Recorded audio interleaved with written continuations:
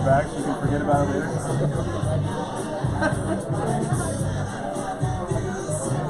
Kindling for the fire. So something for the kids to write on the back on.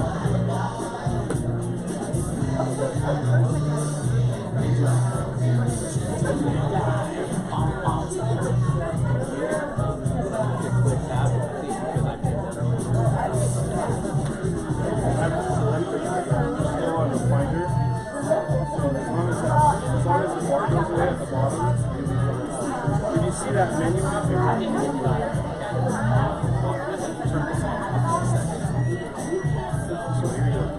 So Will, did you make it to the jazz on your birthday? I did. I was like, oh, I guess I better get my name on there. Hopefully they can read it. So it got minimized, which is why when you look at iTunes, you were like,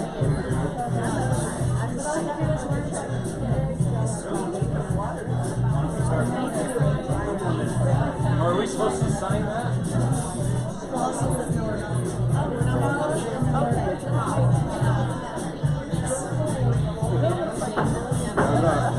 I'm not looking forward to that.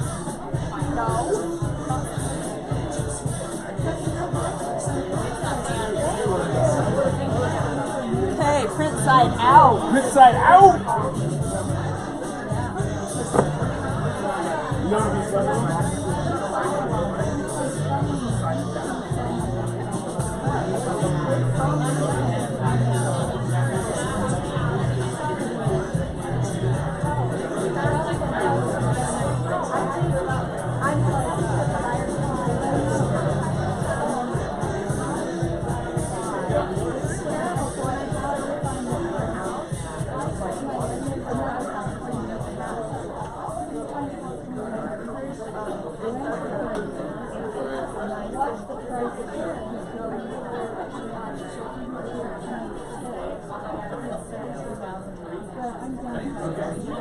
Alright, welcome. Y'all ready to get started? You ready? Okay, good. Thank you, first of all, for taking the time to be here. There's been an awful lot of preparation, thought, prayers to make sure that things go well today. Of course, our marketing department, what do you think of the materials? It's pretty good, right? Yeah. Cheryl worked on that. Where's Cheryl? Cheryl? She's in marketing. She's in marketing. Hi, Cheryl. Thank you. Cheryl worked on Amy Hobbs up in Park City. I know you know her.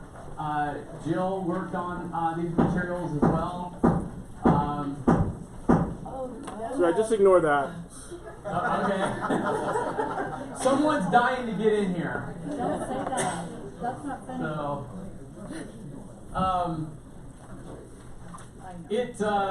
So we've got a lot to talk about today, and this morning I woke up and of course been thinking about just our work family and the loss of Michael Bush on Monday. I thought it would be good for us to come together today. I mean, we obviously were thinking about whether or not we should, and out of respect for Michael. Of course, we didn't have sales meeting yesterday, and I thought that was the right thing, and Lance and Kevin and Craig agreed, and the Ronies agreed, and today we thought we needed to come together for, well, at least he's got a rhythm. I mean, Fourth floor construction. you know, one of our skill sets today is learn flexibility and adapt. So I guess I'll channel that. But I first of all want to tell you all that we love each and every one of you, and it is an honor to be a part of this work family and associate with each other. We all know that life is precious, health is valuable, and life does have a way of throwing curveballs at all of us. And I don't think there's anyone in this room who hasn't had to deal with some level of that. I want you to know that we as a company are going to do everything we can to support Michael. He has a great foundation. If you're not aware of, the email went out. Did everyone see the email? The email. Encourage you to look at that. Also, there's going to be a GoFundMe that Randy Strong sent me. We're trying to get that out. This is to help the family with funeral costs or other expenses. Also, Thursday and Friday, we will have a grief counselor therapist here in the office. Thursday, I think the time is noon to 3 on Thursday, and after 3 on Friday. This man is a good friend of mine. His name is Stainer Landward. He used to run the psychology department at the University of Utah. He did so for 20 years. He's a good friend of mine, and a very well-respected counselor. So, for those who need that, and maybe if you're thinking, well, maybe, then I would just say, go talk to him. He's easy to speak to. He's 80 years old. He's got a lot of wisdom. He's sharp as a tack, and frankly, kind of funny, which is why I like him. But he's very, very good. I think we might want to encourage some of our teammates to, if you see something that they're a little off, to take advantage of that. This is a beginning on Thursday and Friday. It may need to continue past that, and that's okay too. Don't worry about the cost. The Ronies are funding that. Okay. Lance, am I missing anything else? No, I would just say that, I mean, obviously it was a traumatic experience here. There were a number of people here. There were also, I would say, a number of heroes here as well in the face of adversity who were calm and collected and helpful and, I mean, did everything they could. And you know, as much as we think about the Michael Bush family, we also, I think about many of you that were here. And thank you for your efforts and, again, calmness and the ability to get through that. And we will get through it. Yeah. Very well said. I would second that. I'm very, very proud of those who were on the scene, so to speak, who handled that so well. You know who you are. You're amazing individuals. And we appreciate that. Our prayers continue to be with you and Michael's family. Now, does anyone else have anything that needs to be said, do you think, or if so? Okay. So I thought about how to transition this, and how many of you know Michael pretty well? Like, yeah, okay, pretty well. The guy is kind of a jokester. He's funny. He's he's very gracious. Look, these were just some of the things that I pulled this morning that I thought maybe Michael's like, hey, show everyone this one. Well, I don't, and it ties into our resolution. So where do I see myself in a year? I don't know. I don't have 20/20 vision. Hit the next one, Joe. This one, I couldn't say to my wife. Read it and you'll see. My New Year's resolution is to stop putting my foot in my mouth all the time. I'll bet yours is to lose some weight, huh? And Gail sent me that one too. Thought it was funny. Be careful if you say that to someone. That could get you in trouble. But in the spirit of how Michael was, he loved to laugh. And so we can do that today and be uplifted and value life and make some good goals this year. I mean, because it's worth doing, right? I mean, time is valuable. It's a commodity and an asset that you can't buy, so you should maximize what we have. You guys agree? Yes. Yeah, okay. We're going to have a great 2020. The good news is the economic conditions look fantastic for real estate this year. And those relationships that you've been fostering over the years are sure to produce many opportunities for you to help them, their family, and their friends, their children even. So we're going to have a great, outstanding, hi honey, glad you're here. Did you miss that? Okay, good. Oh, yeah. Dang it. I told her, don't get here before 9:10. Okay, well, let me ask you guys this. You tell me, what do you hope to get out of our time together? We'll end about noon. We'll take a break about 10:30. We've got lunch coming in. What do you hope to... You all right? Oh, thanks, Joe. See if Joe can write large enough for the folks in the back. Everything I do Big font. Big font. Okay. Okay, what do you got? What do you hope to get out of our time today? Lunch. Lunch? Okay. Well, it'll be good. It's Olive Garden. They're not going to let us down. Smith. A good plan for the year. A good plan for the year. A successful year. Okay. Okay, good. So maybe some of the things that work. A good plan. Anybody else? Attainable goals. Attainable goals. Not pie in the sky. Very good, Jan. Excited. To get excited. Maybe get some motivation today. Okay, good. I think the motivation will come from what's possible. We realize that good things are possible. Who else? Inspiration. Be inspired. Inspiration. Okay. Thanks, Josh. Anybody else? Direction. Some direction. Okay. Where'd that come from? Oh, okay. Renee. Okay. Anybody else? Lori, you got something on your mind, I can tell. Reflection. Okay. Clearing the noise and getting some ideas is very powerful. Debbie. Collaboration. Good. Hey Josh, does that sound familiar? We talked about a collaborative intellect or something like that, a group. Intelligence, collaborative intelligence. So we'll collaborate today. Good. What else? So Brian, back from Cancun and by the waves and the ocean. It must have been speaking to you. What do you hope to get out of 2020? Some business. Some business to pay for the trip? Did everyone see that on Facebook? He's down there. Oh, here's us by the pool.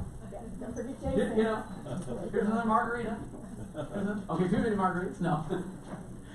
I don't know. It looks like... One. Oh, okay, good. Okay. It's bottomless, but it was one. Okay, anybody else? I'll put a bow on it. Okay, all right. Well, here are some things I think that, in addition to that, thanks, Joe. In addition to that, and I'm ready for the clicker. You ready? Okay, so in addition to that,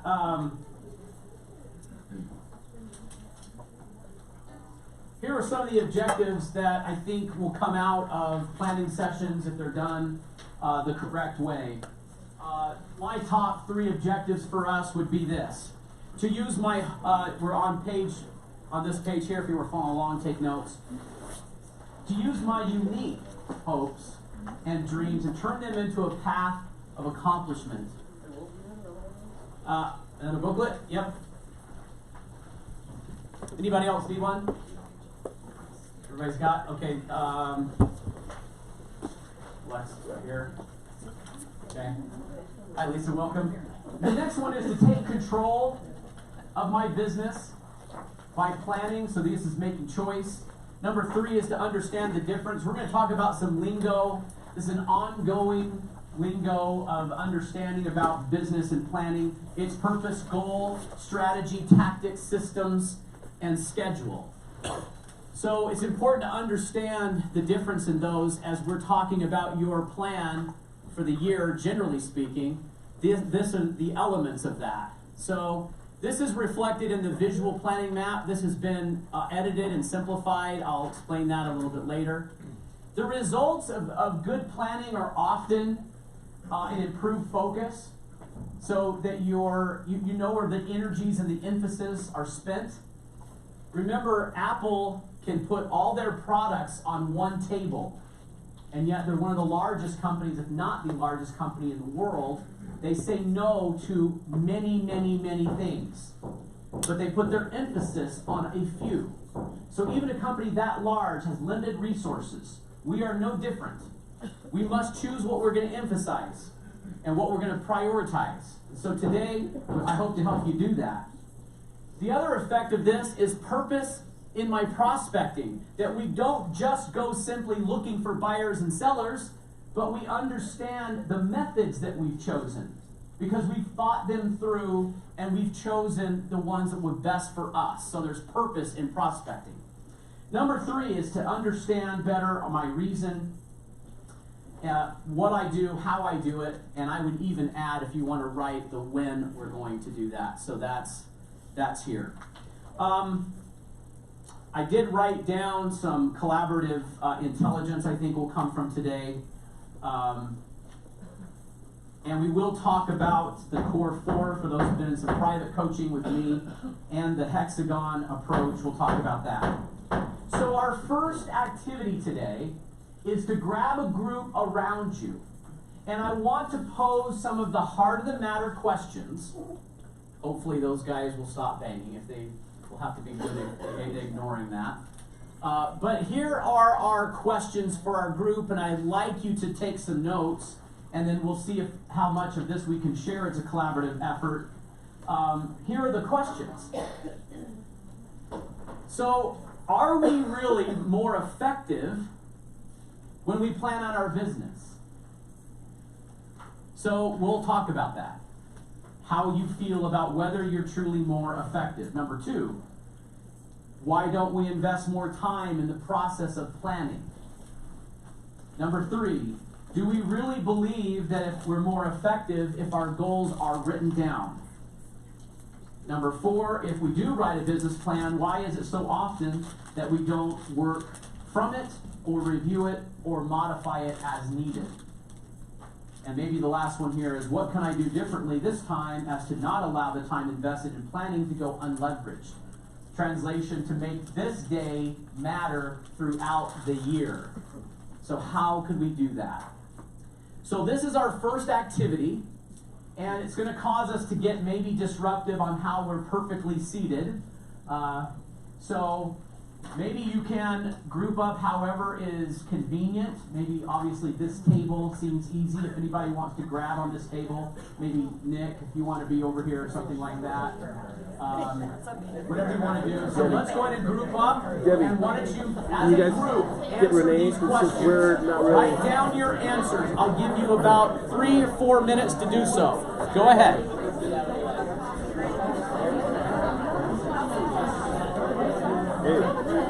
A pen? You're a YouTube star. Okay, It's great. happening right now. Okay, sweet.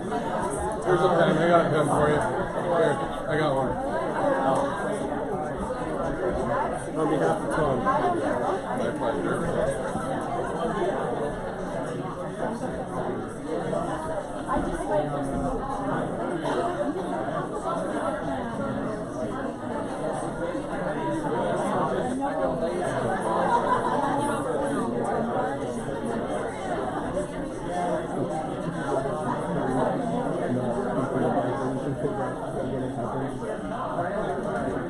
Accidentally constructed the place.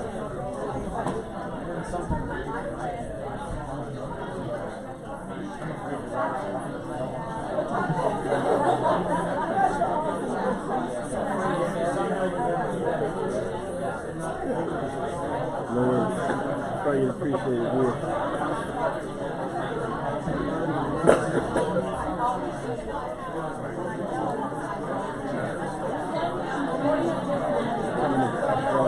Yeah. Yeah, I'm going in on Saturday. Yeah. Flight out. No. Nikki and I were like, okay, are we waking up at 5 or are we waking up at 11? Another time, Yeah, that's what I'm doing. Yeah, that was awesome. We were trying to flip that coin for a second.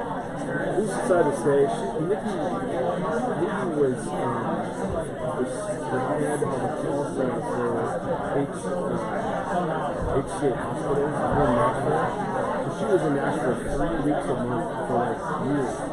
She knows Nashville. She's got some good friends there. So on that last day, we're gonna probably go do something fun. But yes, you know one of the best things we ever did there? We went to the Loop. The Nashville Zoo is amazing. Yeah, it's cheap. It's like very big. It's not super crowded.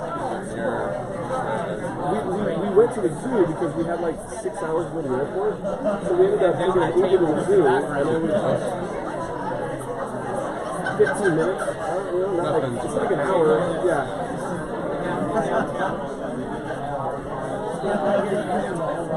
We are struggling in a big way to find that. So, Oh no. so we're currently Christian. Oh, you want to eat these babies or your kids? You know, there were so many good times there.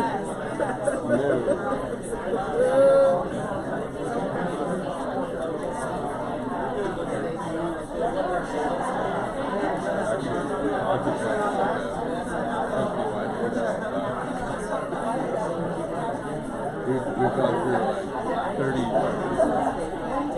Jeez. Hey, it's fine. It's hard. Our kids are so Yeah. It is. I mean, this is one of the very few instances that the divorce works out all right, because my ex is gone. She's got training she's doing this whole month, so I'm taking. Instead, we typically do a four night or 3 night, and then we alternate. So the week that I have them 4 nights, so she has the 3 nights, and I have 3 nights, she has the 4 nights. So these last 3 weeks, she's needed like 2 extra nights every week. So she's like way in debt as we do the free trade. So I sent her out the date for March, and so she's like, I got it. I'm like, woo woo, like we're set.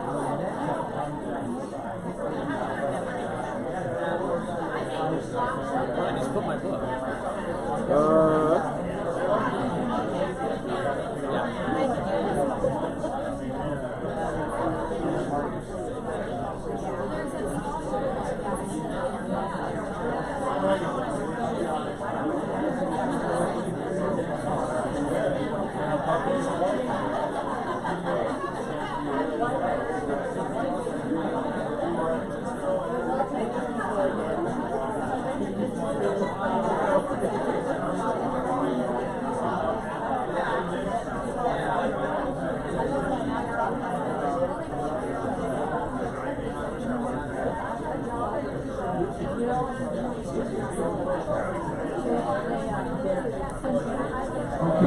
Couple more minutes. Couple more minutes.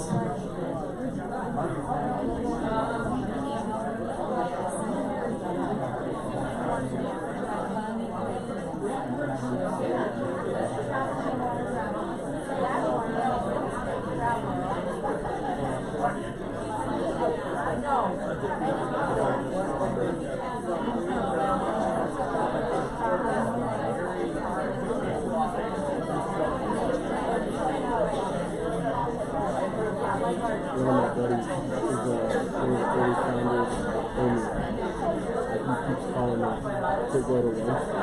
And then there's a LinkedIn profile just changed, and he just sent me a LinkedIn. I'm thinking about going to meet with him just to see if they yeah, they've been trying to do that for 2 years in Arizona as well. We want to talk about is literally in the right place at the right time. One of the investment firms that invested in one of my other companies, he was an analyst there. And they ended up, he was there for about 18 months. He was on fire for one day there. But in the last thing that he did, he had to get all these jobs. And the guy totally loved it. So, but He gets it. yeah. So he's basically, but he does. Like every time I talk to him, I go, "What's your job?" He's like, "Well, my title is liaison, which is an East Coast state, to chat." He cracks me up, though, man.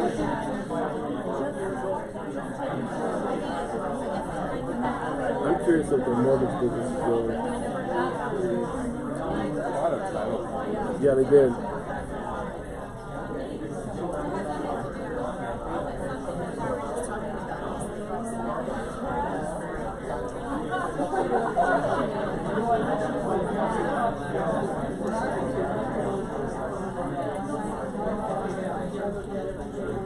Okay, go ahead and wrap it up.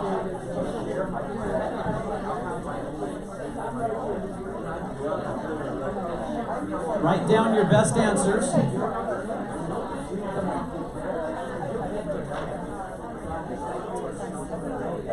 Will, do you want to do the whistle?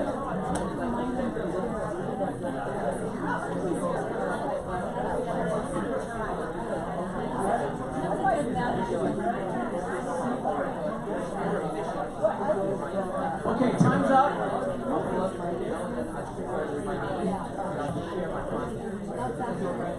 Okay, good job, everybody. Okay, let's bring it back. You can stay there if you want.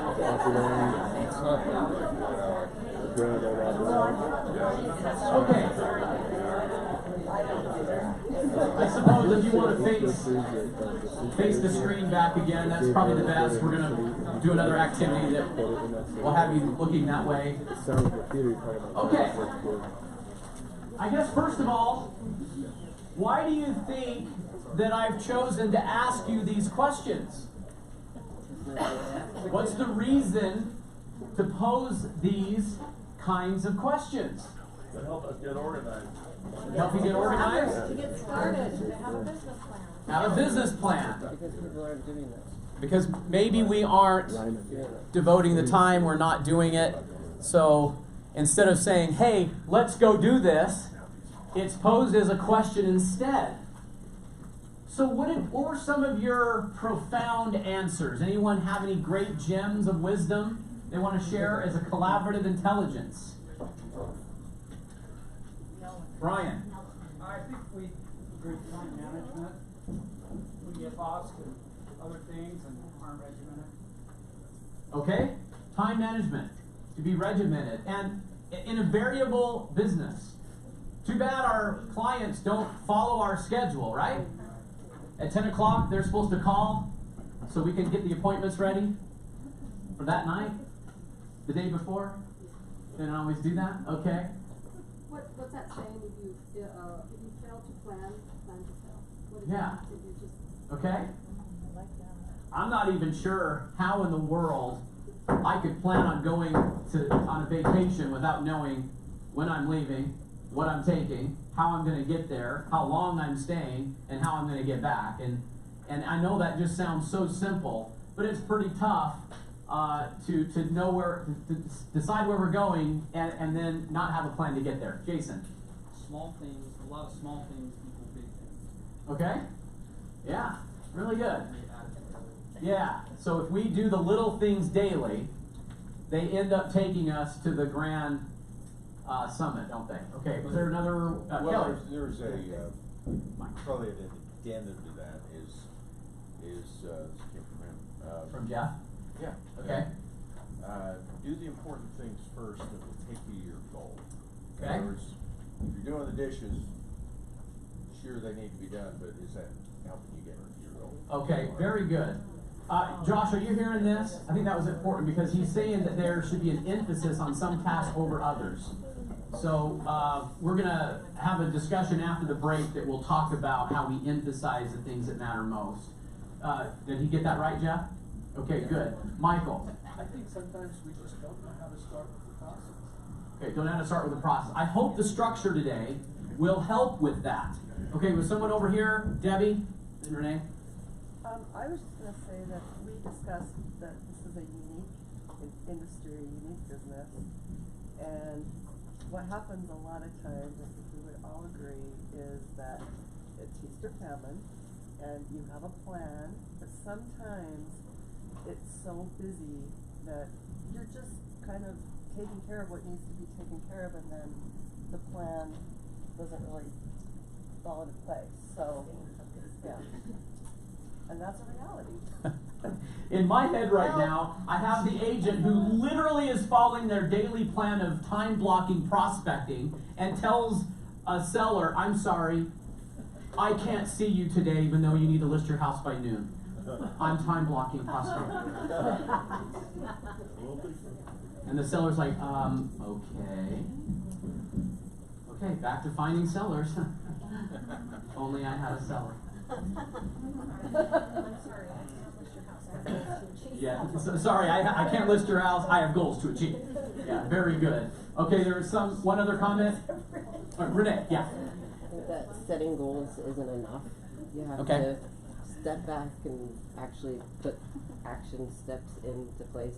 And the bigger thing is that people don't go back when things change and revisit those goals and revisit how they're going to get there if they haven't. Yeah, very Get well thrown off said. path. So if you guys can all hear that, Renee's saying that if you're not doing the daily things for these goals, then I'm not sure how you're going to get there.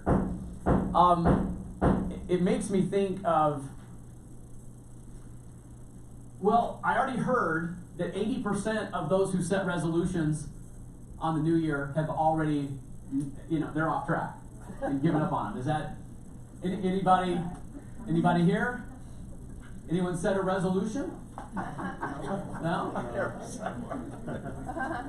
You know what was interesting? So if any of you know my little brother Drew, who's an orthopedic surgeon, he's very competitive guy.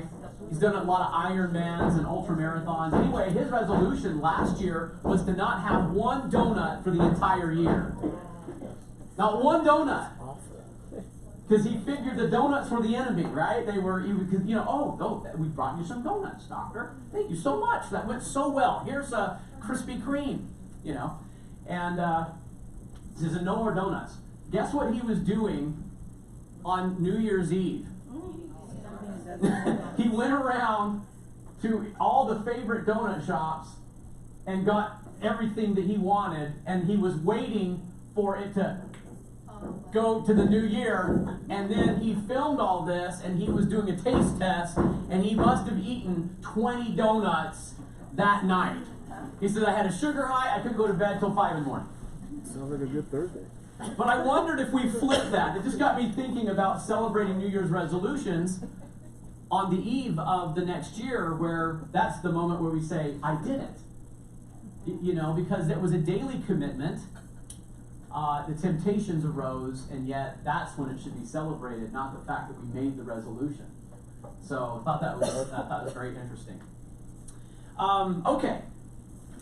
So our next activity here is going to take us back to 1962. We did do this last year. We're going to do it again.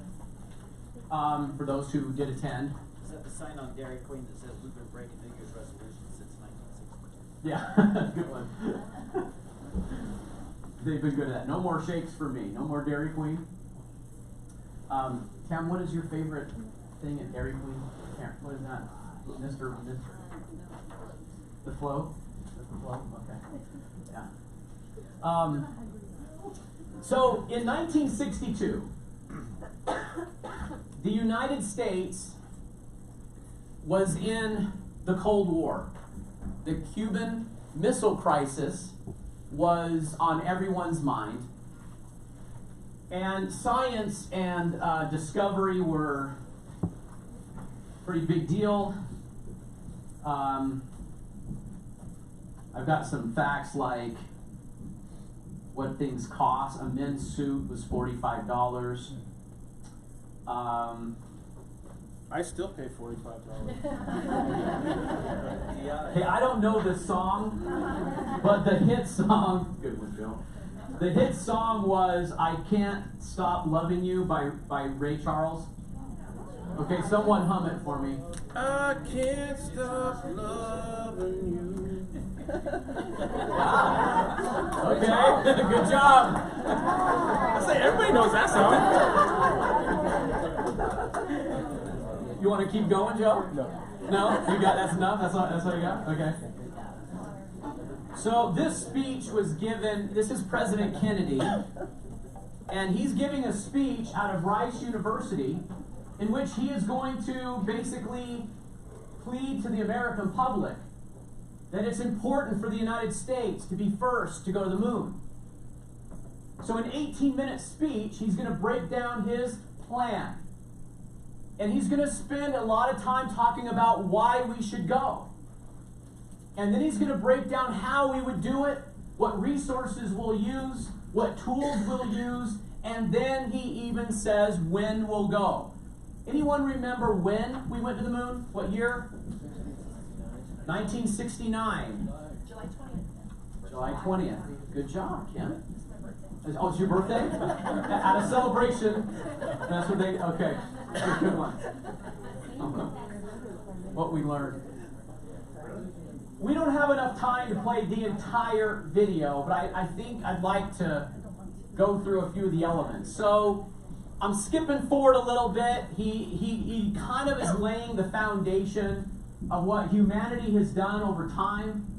You know, why did we do what we did in previous years?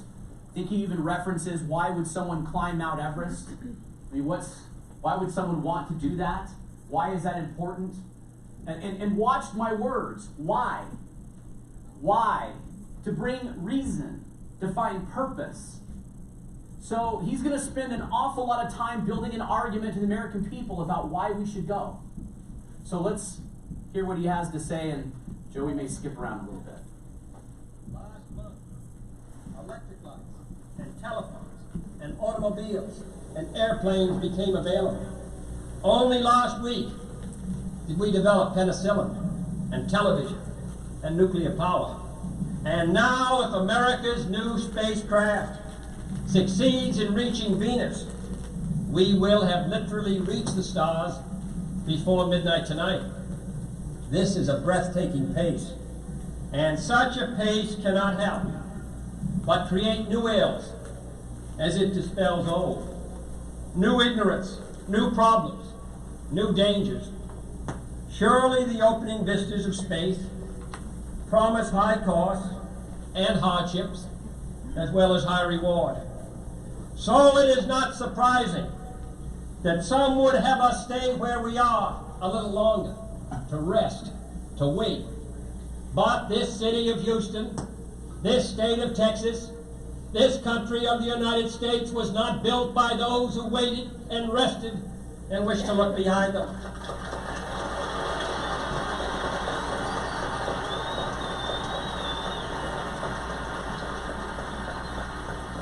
This country was conquered by those who move forward, and so will space.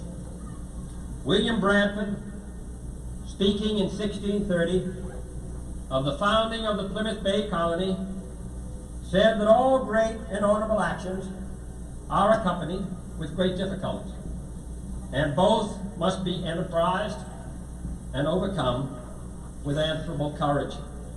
If this capsule history of our progress teaches us anything, it is that man in his quest for knowledge and progress is determined and cannot be deterred. The exploration of space will go ahead, whether we join in it or not. And it is one of the great adventures of all time. And no nation which expects to be the leader of other nations can expect to stay behind in this race for space. Those who came before us made certain that this country rode the first waves of the Industrial Revolution, the first waves of modern invention, and the first wave of nuclear power. And this generation does not intend to founder in the backwash of the coming age of space. We mean to be a part of it. We mean to lead it.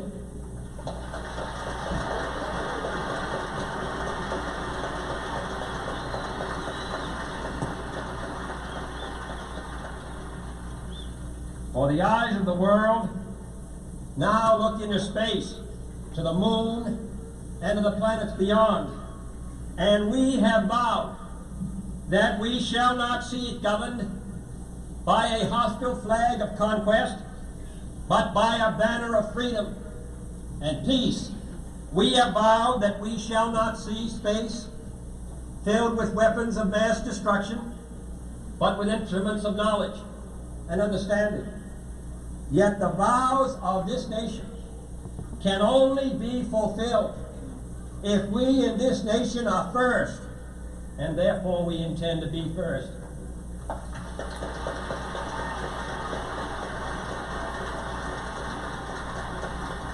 In short, our leadership in science and industry, our hopes for peace and security, our obligations to ourselves as well as others, all require us to make this effort, to solve these mysteries, to solve them for the good of all men, and to become the world's leading spacefaring nation. We set sail on this new sea because there is new knowledge to be gained and new rights to be won, and they must be won and used for the progress of all people. For space science, like nuclear science and all technology, has no conscience of its own. Whether it will become a force for good or ill depends on man.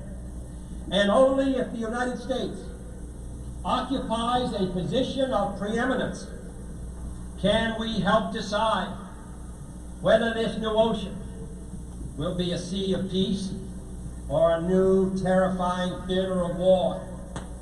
I do not say that we should or will go unprotected against the hostile misuse of space any more than we go unprotected against the hostile use of land or sea. But I do say that space can be explored and mastered without feeding the fires of war, without repeating the mistakes that man has made in extending his writ around this globe of ours. Okay, the outline addresses 4 different principles of planning. And the first one is the purpose, the reason, the why. So why, he's making his case why we should go to the moon. What did he say? What's the reason? Lead other nations. To lead other nations. So write that down if you don't already have it. To lead other nations. To do to what else? A new pace for life. Okay, great. Leanne. New knowledge will be gained. I like how he phrased that. New ignorances will be created as old ones are dispelled. That's interesting. That what we fear at the moment will soon be solved, but something else will always be in the way. Think about that as you plan. We don't always have to have every answer and every detail in complete focus. That's okay. It's gonna pivot. What else is the purpose? Yeah, Michael. It was to avoid conflict, war in space. To protect space, that it wouldn't be a place of war, that it would be a place of discovery. For the benefit of who? All man. He didn't say the United States would take a claim on a territory. Right? What else? It's reason, it's purpose, it's why. What else? Yes, Debbie. To get there first. Why was it important for us to be first? Did you make the rules? So you could hopefully set a standard. Remember, he said we're not going to wallow in the backwash. For boaters in the room, what's the backwash? Be behind Russia. Well, unless you're the late dog in the Iditarod, the view's always the same. Good. Good. Did you guys hear Gail? Unless you're the lead dog in the Iditarod, the view's always the same. So I invited Gail. So Gail, you must come. You've been ignoring me. Okay, what else? Reason, why, purpose. Look at where we are already, and he's still talking about reason and why. And if you've been in my private coaching sessions, you know that I say we have to start with what? We have to start with the reason and the why. Because soon it's going to get hard. And if you don't have your reason or why dialed in, you won't have a tank to draw the energy from if it's not clear why you're doing it. Anything else that you noticed about the reason we're going? It's a moral issue. It's not money, it's not anything else, it's a moral issue. Yeah, I thought it was interesting. He said that the science and technology doesn't have a conscience of its own. That mankind must decide how this information will be used. And there's the moral, the conscience of it all. Yeah, Scott. We were not a nation that was built on people that waited. Yes, okay, to address the issue of why go first, why not just wait and let someone else fail first Why do we go first? Because that's not in our country's DNA. It's not who we are as a people. Can you tell why I chose this to do again? Because I think it speaks to who we are at Berkshire Hathaway. We mean to lead this industry, to set new standards, and have morals and character, fundamentals like honesty and win-win. And negotiations are not to take advantage and railroad somebody and blow a bridge and it's in our wake. But to think of perspective from all angles so we can be appreciated and ultimately trusted to be the voice of reason in the real estate industry. That's our reason. That's our purpose. And frankly, it is who we are. Right, guys? Right. Yeah. I was hoping for an amen kind of thing.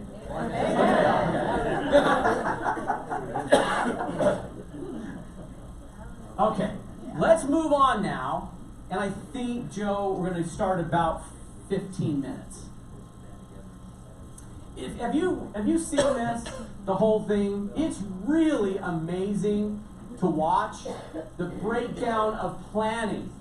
And I'm skipping over some really good things. Matter of fact, he's about to talk about the budget, so let's back up a little bit. Maybe, yeah, about right here. Because he's going to say that the budget in 1962 was billions of dollars. And yet it's less than they're spending on cigarettes and cigars. If you pay close attention, there'll be a guy in the back lighting a cigar. He's like, oh, cigar, yes, of course. Okay, let's go ahead and pick it up from there. Thanks. Will become the heart of a large scientific and engineering community. During the next 5 years, the National Aeronautic and Space Administration expects to double the number of scientists and engineers in this area, to increase its outlays for salaries and expenses to $60 million, to invest some $200 million in plant and laboratory facilities, and to direct or contract for new space efforts over $1 billion from this center in this city. To be sure, all this costs us all a good deal of money. This year's space budget is 3 times what it was in January 1961, and it is greater than the space budget of the previous 8 years combined. That budget now stands at $5.4 billion a year, a staggering sum, though somewhat less than we pay for cigarettes and cigars every year. Space expenditures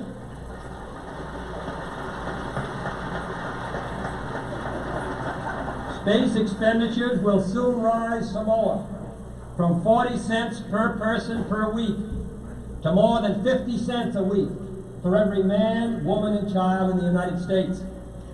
For we have given this program a high national priority, even though I realize that this is, in some measure, an act of faith and vision, for we do not now know what benefits await us.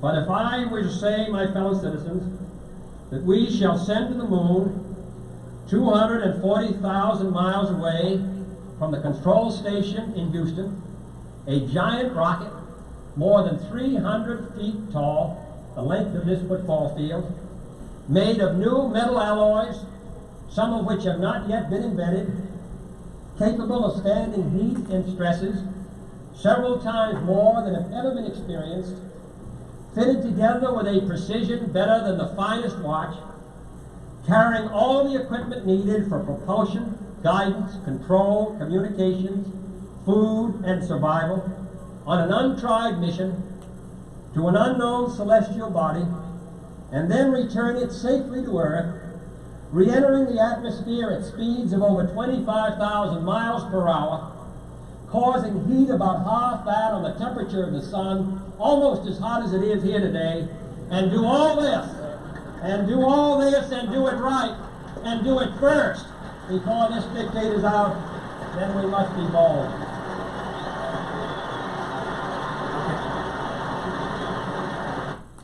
There's more to it. He goes on to joke that he's the one sweating the most.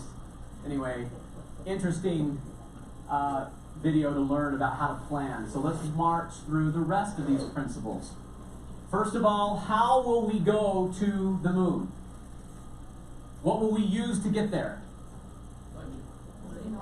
Money. We're going to use money in a budget to fund a rocket. So we're starting to pick strategies in which to go.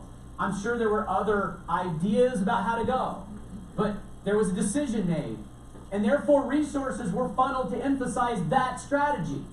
But it wasn't the only strategy proposed.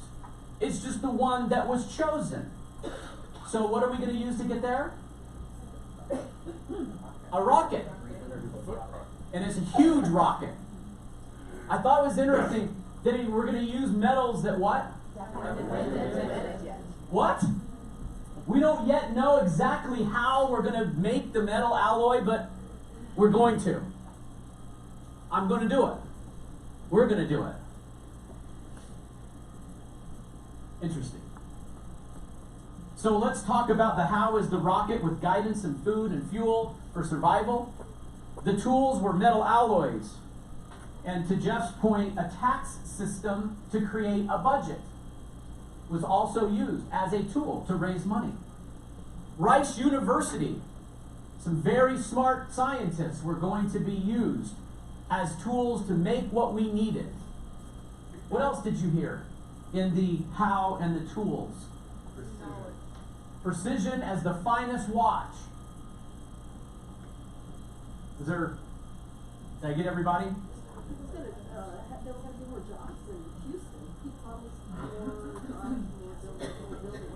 buildings. So there was this ripple effect of not just space, moon, and the priority, but there was going to be benefit coming from it as well, which speaks back to purpose and why we should go.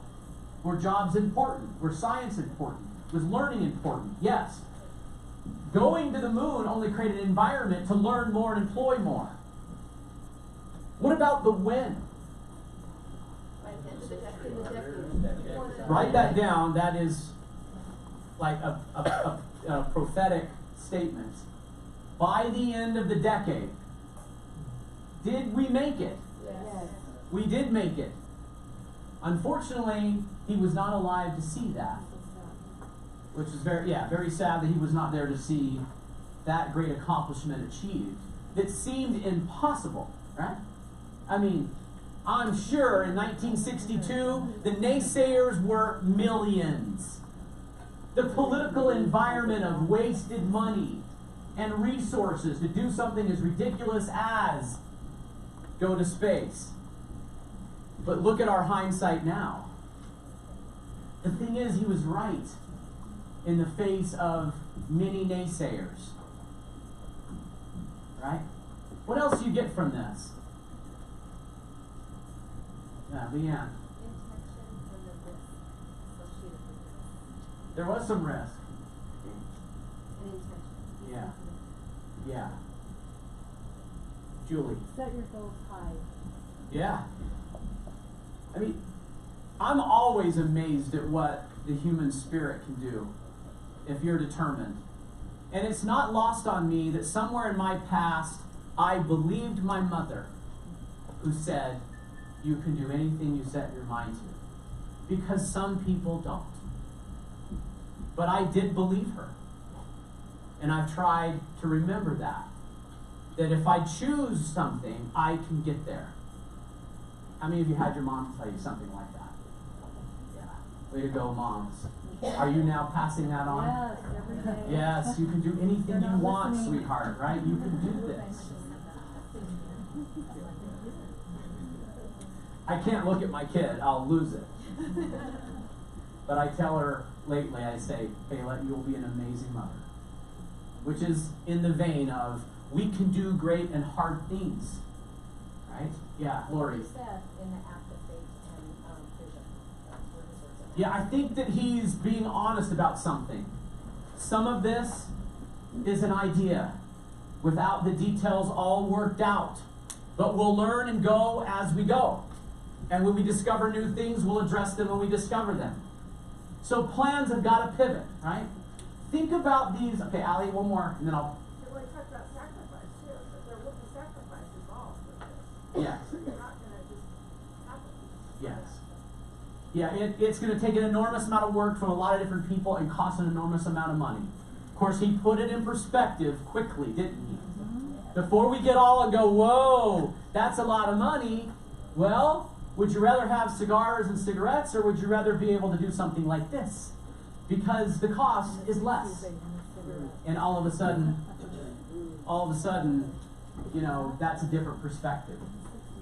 So, you know, in the second half of our class today, we'll talk about analyzing where dollars and time go. And you might be surprised. Yes, Chuck. It's about priorities. Yeah, priorities. Setting it up. Yeah. He made that a priority. In the speech he says, and I'm not sure if we heard it, but he realized that in his time as president, this might be viewed as the top thing he did. So you know, here's all the things you could do. Narrow it down. I'm going to do that thing because it would matter the most to all mankind. We're going to take these principles and we're going to apply them to how we plan. We're going to make sure that we understand our reason clearly, why we're about doing what we're about doing. And we'll talk about how we'll do it. Those are our strategies, the tools in which we'll use and need, and we have many of them. And we're going to set a deadline, and we're going to set an objective in time to reach. Like it? Are we getting more motivated? It's possible. I mean, come on. We're talking about a real estate business in contrast to going to the moon. I mean, you know, I think we can do this. Right? The fact is, many of you are doing it so well already. But has anybody in this room hit the final pinnacle of the last pebble on the summit of life and got it, except for Gail, figured it all out? There. Life is good. As an affirmation to ourselves and everybody else, raise your hand if you would like to try to get better this year in 2020. Good. Yeah, all of us. Get a picture of that, Shane? Try again. Did you get it? I did it. You did when they raise their hands? No. Okay, do it again. I Ready? didn't raise my hand, Will. All right, sorry, this is for our posterity that we were here making a physical commitment to getting better in 2020. We can do this. Okay. All right, let's move on to the next page. Many of you have seen the planning map before. I understand that it's different. I understand it may not be the way that others say coach or guide or however. And it might be different than what you're used to. But if you would concede something, there's structure here that have the fundamentals that I believe are unbending. And it begins at the top with what? Purpose. This is a space in which we write as clearly as we can why we do what we do. And when you get more accurate, down to like a pixel of why you do what you do, your strategies will be better chosen. How many of you feel like you have your purpose pretty dialed in and might be willing to share with the group what your purpose is? I'd like to hear something, just curious. Okay? All right, Nick? Yeah, so I've got a fairly simple planning strategy that I use every year, not to go too into detail, but it's with my family and my kids. And my purpose is typically vacations or things that they want. And I'll tell you a quick story. This was a number of years back. We moved to a new home and we had this room that was completely empty, no furniture in it. And I thought it was beautiful, right? But what did my wife want? Furniture, right? Couches and all this kind of stuff. And so that was part of our plan. We figured out how much it's going to cost, you know, for the couches, the tables, and the lamps, and all that sort of stuff. And I remember one night calling up, and we have 4 little kids, and she was super frustrated. I told her I wasn't going to be home. I was going out to show some houses, and so I said, I'm happy to come home if we're okay possibly sacrificing our goal of the furniture that we had set for the month of March. So what'd she say? Go show houses. Very good. So that my purpose has always evolved around them. Yeah. Because that way it's not about me. Yeah. Yeah. Good. That'll fuel you. It'll definitely fuel you. I like that. Good job. Was there another? Renee, you had a. Is your hand up? Who else had their hand up? Was it you? Go ahead. Your purpose. My purpose is to retire my husband. To retire your husband. Has your husband working hard? He's been working very hard. Okay. How many years? About 16 years. 16 years. Prior to that, 8 years in the military. 8 years in the military plus 16. So okay. So he's So that drives you? It drives me. What do you think, guys? Does that drive you? Yeah. I've heard a similar goal to that before when I've coached some of our agents, where they'll say, let me tell you about my spouse, and I live every moment to achieve something that they need. And that is very, very empowering. Anybody have another one you want to share? Yeah, Debbie? My purpose isn't about money. It's about serving my clients. My clients have me when they have no one else. And that drives me every single day. I would probably do it without being paid because it's really meaningful to them and to me.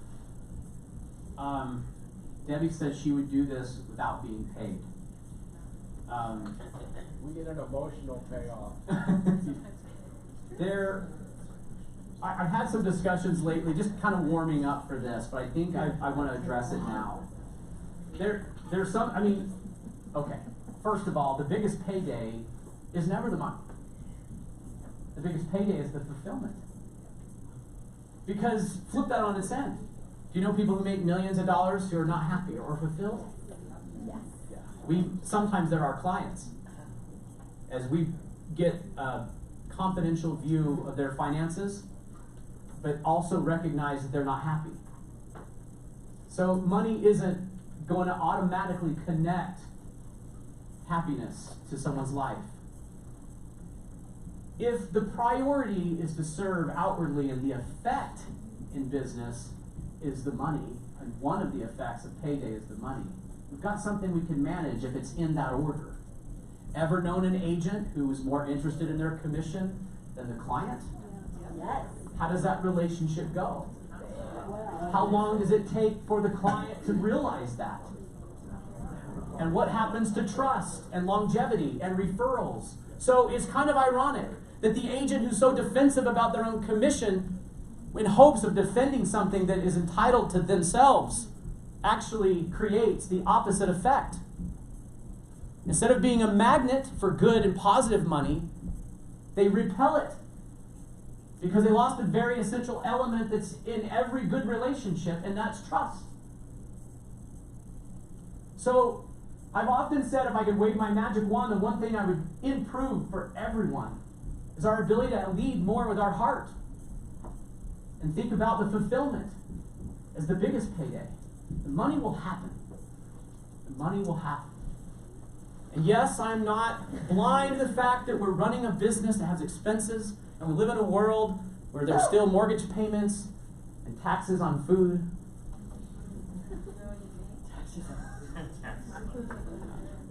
I think we should tax food. Okay, whatever.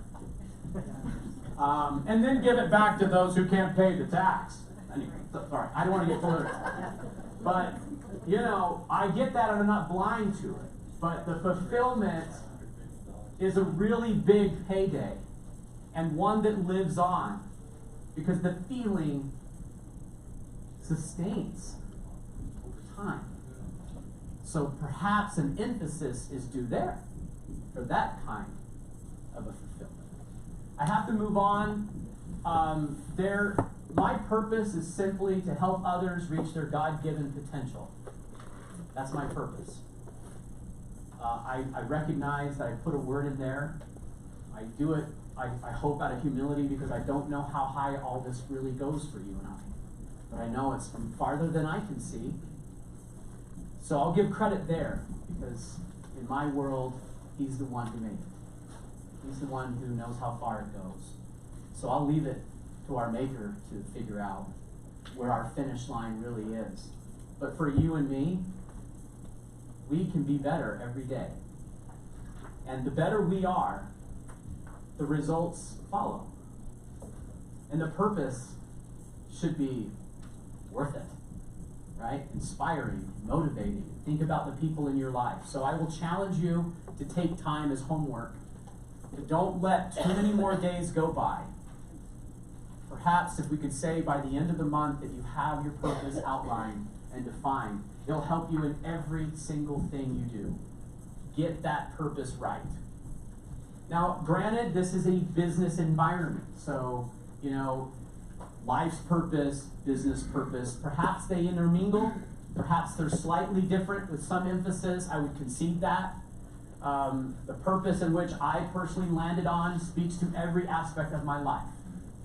If I could help my spouse, my children, my grandchildren, my friends, family, neighbors, workmates, those who employ me, my employers, if I could help you, your family, friends, children, I would do that.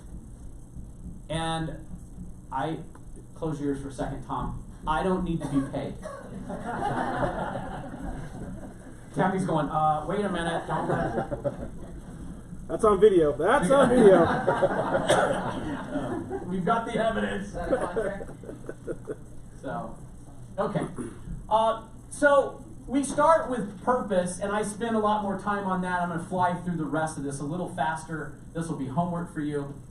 When we get to the goal, my thinking is the goal translates to a number which happens to be a dollar amount, and they must live together in harmony, meaning that they help each other.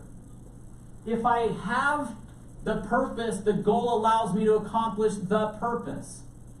So in some respects, this is similar to President Kennedy saying what he's going to spend and how much he needs to spend to accomplish the objective.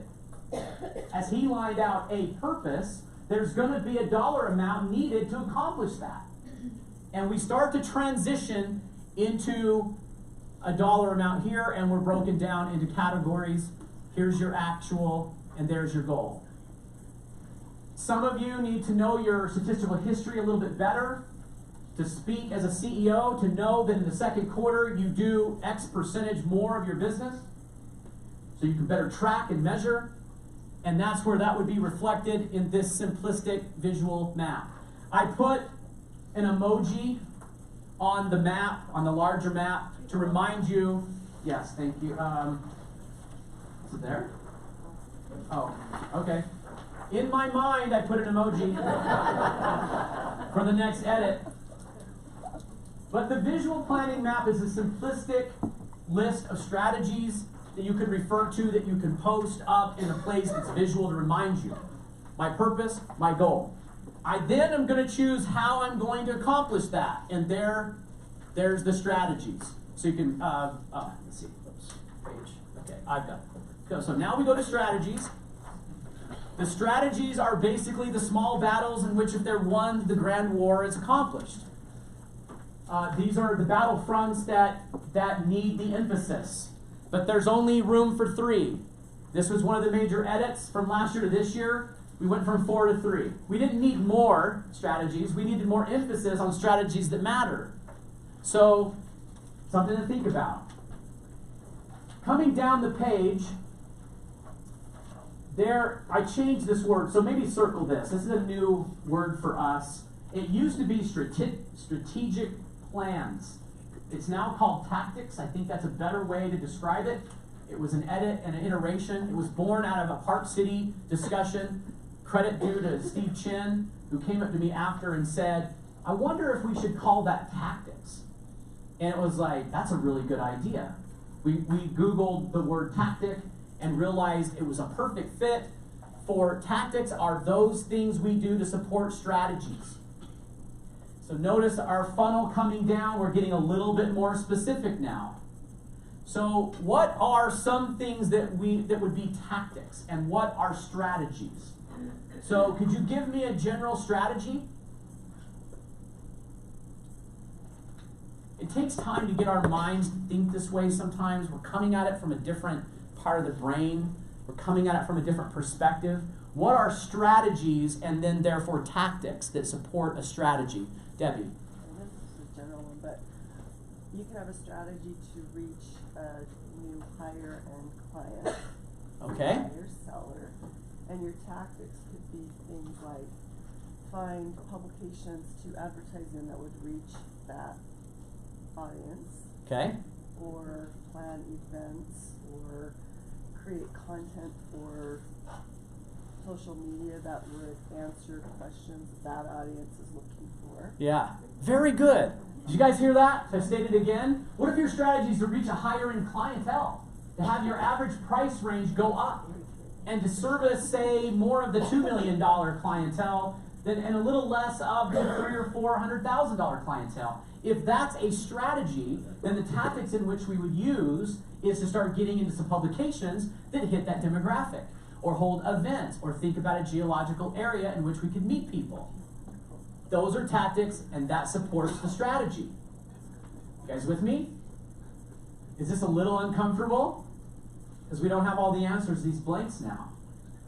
Right? Like, oh my goodness, what are my strategies? I thought I was just supposed to find people. Right? Remember, go back to why we're doing this. If we have better dialed in strategies and tactics, then we have purpose to our prospecting. Right? Purpose in our prospecting. And if we have our purpose, then we understand the reason we're doing what we're doing today. Like in Nick's story. The reason I'm not coming home and working a little longer tonight is I know my reason. And it fits the tactic in which I chose that's underneath my strategy. And all of a sudden now I feel confident in the plan. Instead of randomness, we'll just go out and win the game. What if Quinn Snyder said that to the Jazz? I don't know, you guys decide. Okay, well, coach, do you know how they're going to defend the pick and roll? Well, they'll do something. I don't know, you guys figure it out. But coach, I've heard they're going to drop off of Rudy Gobert, and they're going to play underneath the screen.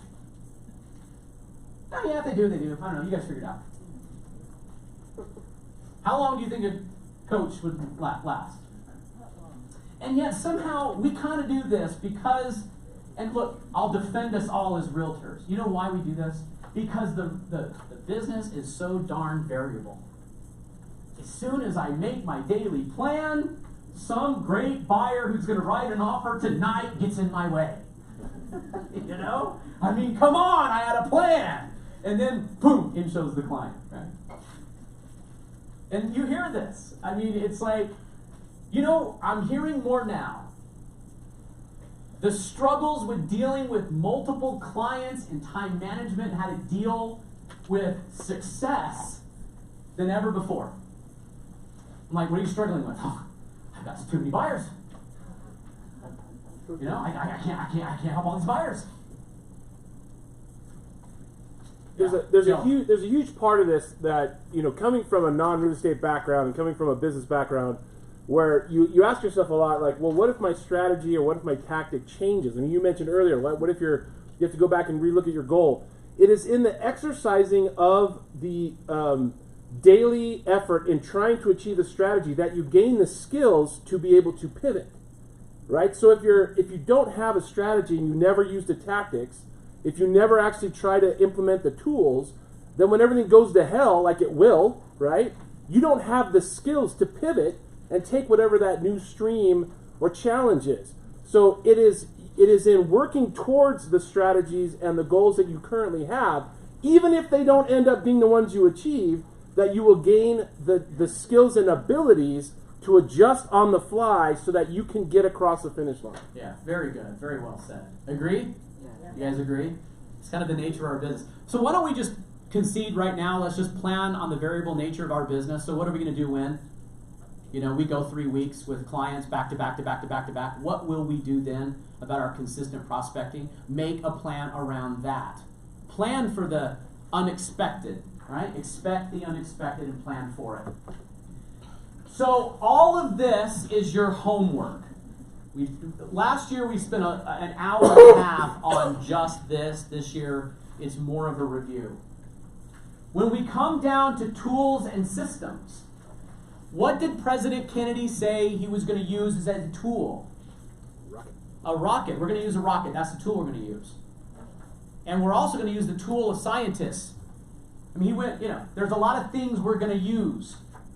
So what tools and systems do you need? What technologies could make the tasks easier or more efficient? For every team in here, please ask yourself this. This should be like your monthly meetings. Are we using all the tools and services that we have at Berkshire Hathaway? Is there anything that would make us more effective or efficient as a tool? So sometimes we have the tools hovering, we're not yet very proficient at them, and so we're not as effective as we could be. And underneath each one of these tactics. Will, is there any Yes. way that someone in our brokerage would be able to help people understand what tools? Is that a possibility if you don't know what's out there or how to get started? Would that be a good idea to maybe have somebody whose job it is to sit in those meetings with you and help you understand those tools? Oh, I'm a loss for words. I don't even know what to say. Amen. I planned for all of these questions, and this one I don't have the answer. When you grow a personal service business, give you the answer already. I could ask you this long question, we could go into this whole story.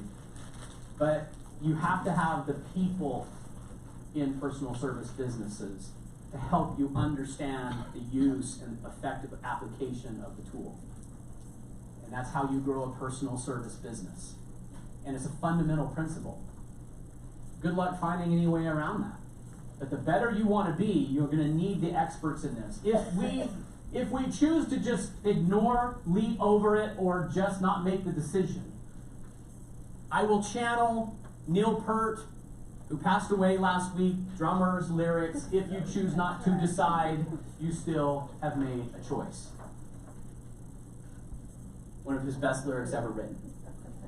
Yes. If you choose not to decide, you still have made a choice. The song is Free Will. I'll sing it later. So the last thing was the schedule. Hey, is a goal if you don't have a deadline? I mean, I don't know. Maybe there are some things that I don't know how. But for the most part, is it tough to make a goal and not have a deadline? Pretty tough, right? So we have to have some kind of accountability. Usually shows up in here. This is the schedule. If I go back to the map, we did add some days of the weeks here. The way this works, here's my strategy. I'll use Debbie's example. To reach a higher end clientele to raise my average sales price. So I have a tactic here to use a print demographic publication. The tool I'm going to use, I'm going to pick the magazine or 2 or 3 that I'm going to spend money in, and then I have to allocate the tasks on how I manage that. Is that once a week? Is it once a day? Is it 30 minutes a day? Is it every other day? Is it 2 hours a day? What is it? Whatever that tactic is, will call for a different schedule. What we run into quickly is what we talked about in the beginning, is where the rubber hits the road is going to be the discipline of the simple things that matter the most on a daily basis. That is going to be where you're going to see the pivot of the difference. Anyone ever make a goal and do nothing with it? Yes. Yeah, of course. Yeah, we all have. We all have. And I think you would probably concede that, we really didn't want it. Yeah, I really didn't want it. I mean, if I really did want it, I would have done something about it. Right? Okay. Go to this page. This one is a new iteration. This is a different way to look at strategy breakdowns and tactics. I want to introduce this. So the strategy line is still there. So to reach a higher end clientele, here are my tactics. There's more space to write. There's the tool I'm going to use. And there's my disciplines throughout the week, hours, however I'm going to support that tactic. This is where we make the decision. Can some of these be delegated? Yeah. Absolutely they can be.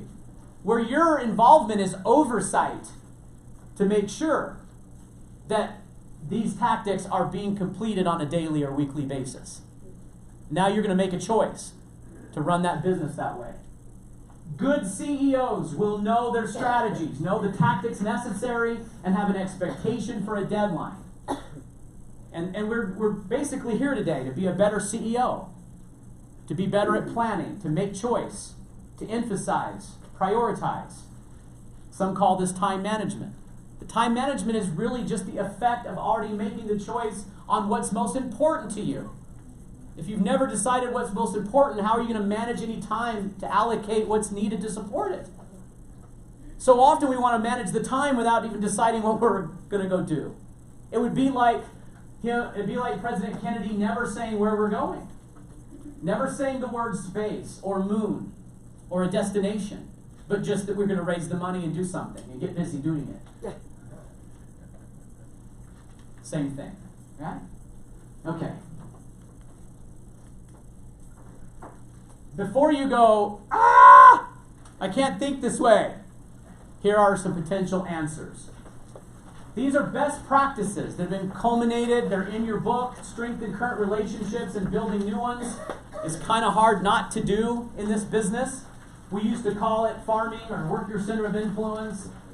Admittedly, I've added an emphasis to hope to change the world, to make it a better place. And instead of saying it's center of influence, I've added a key word that resides in 2 strategies. What are they? What's the word? Relationship. Maybe that'll get us to think about it a little differently and how we approach it. That everyone we meet and everyone we hope to help is the beginning of what we hope to be a lifelong positive relationship that's built on honesty and trust and performance and gratitude, and sometimes even with clients who get out of line, forgiveness. So relationships reside in these 2 common practices. Many of you know, a couple of years ago, Micah helped me put this idea together and color code these. So, you know, there's the personal contact, here's digital examples, here's print. This is not an exhaustive list, it's not everything that there is, but it's an example of a structure that you can use to support each tactic, build your tactics, and the tools in which you would use to do so. What do you think? Like it? Yes. So this should help you write. Use this as kind of like, oh, okay, maybe this is possible.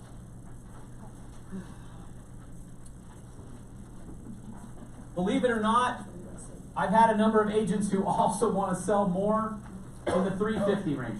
Why? Okay, our statistical experts of real estate markets. Why would a real estate agent want to have a healthy business at this price point? Consistency. Consistency. Low days on market. The market's churning there, right? Meet new people. Move up buyers will, hey, part of my strategies of having a higher price point was also be very good at this one. Because I got some move up buyers in that strategy. Right? Okay. So there's an example of another strategy. Again, not an exhaustive list, but giving you an idea of a structure. There's the strategy, here are the tactics, those are the tools needed, and here are the examples of how to support that on a daily and weekly basis. So there's a lot here, right? So let's remember why planning matters. We talked about that. And we concluded that it does matter. And we could be a lot better. After the break, when we come back, we're going to talk about how important it is to get serious about where we spend our time, because we can't say yes to everything. You just can't. But what you do choose to say yes to matters, because you're going to simultaneously say no to countless other things. So we better get real serious and acute as to what that is. We'll take a break in about 5 minutes. So, okay, there's another one. Maybe relocation is an objective. So we'll go through that. Here's development and projects. Again, not an exhaustive list, but an example. Everyone go to the calendar. So this, right on this page, homework. But here's the objectives. By the end of January, no later than the end of January, you have to make some decisions on this calendar. Okay, I remember coaching a really great team up in Park City, almost like 3 or 4 months after being new to the company. And they were frustrated because the marketing materials in which they ordered for Halloween had just got there, and they had no phone number on them, and the website was wrong. And now ask me when Halloween was. Next week. Tomorrow. So, of course, you know, this was a bummer.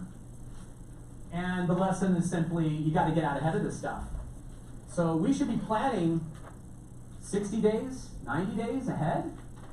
I mean, we do have a tendency as a group to kind of manage with putting out fires, because that's what you guys are so good at doing transactionally. And then we take that skill set and we make fires in our business because we didn't do anything with it until it becomes a fire. And then we got serious about handling it. So we have some client events coming up, and you need to choose what that is. So the homework here is for you to get out ahead of 2020 and pick those key dates and events or things that you're going to do that you need to support. Perhaps it's a client appreciation event that's going to happen, company sponsored. I don't have all the details with this, but if you want to put company sponsored client appreciation event in May, okay, that's getting out ahead of it, right? If you want to pick your own or organize your own, this is the time to do that. Every one of your businesses are a little bit different, so your ideas, although same generally speaking, could be very different in specifically how you address that. I mean, client events could be different things to different groups. But get out ahead of that and pick that. This is just a calendar to remind you and space to write. So this is a little different approach. It's under a strategy, but it has to do with like, hey, this is only going to happen like 4 times a year. You know, it's like, did any of you go through the holidays and you went through them and you went, oh man, I wish I would have? You know, like, shoot, I missed an opportunity, but you were just too busy, right? And of course you were. We had a record December in closings in Berkshire Hathaway. Record. So we were busy. But maybe if we got out ahead of it, we could own that and fix that problem. Agreed? Okay, let's do an affirmation. You come to my class, you gotta do affirmations.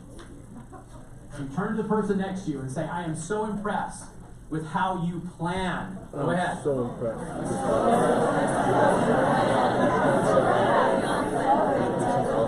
Yeah.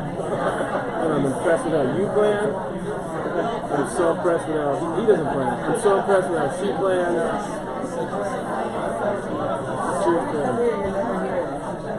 Well, when do you come here? I'm always here in the morning. I usually rove though. Like I'm at other offices or whatever. You got my number. I know. You make a plan. Yeah. Okay, bring it back. Well, that was the plan, right? We were gonna meet in January and like figure out what's going on.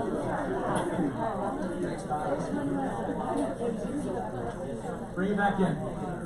I'm talking to a fellow instructor, and they say, hey, what do you use to kind of break the ice and do something that's kind of funny? I go, oh, I use affirmations. And they're like, you do? I said, yeah. I just use affirmations, and then everyone laughs. And they're like, well, give me an example. I go, you know, I'll say things like, I am amazed at how well you've mastered the REPC. And they go, and they find that funny? I said, yeah, try it. See? Watch what happens. Tell the person next to you, I can't believe how good you are at mastering the REPC. Go ahead. I haven't mastered the REPC. I can't give that compliment. I don't know. I haven't seen it. Here we go. I honestly haven't read it. So it's just master the REPC. Works every time. So I'm doing things to get my license this year. Though. Okay. Hey, so we're gonna go ahead and take a break. Don't go anywhere. The temptation to jump back into the whirlwind. We've saved the best for last. The client can wait, for a little bit longer, I hope. Delegate it, get back to them as quick as you can. Let's make it 15 minutes. We'll be back here. Please be right on time because we've got an awful lot to cover before noon when lunch is delivered. All right, I'll see you in 15 at 10:45.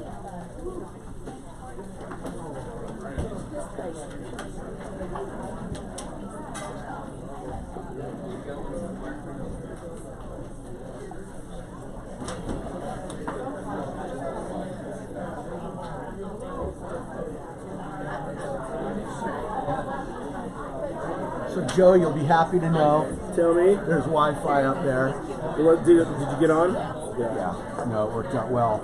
But it got me thinking when I was up at ski lessons for my boys up at Snow Park. And I was looking because at one point there wasn't anybody in the office.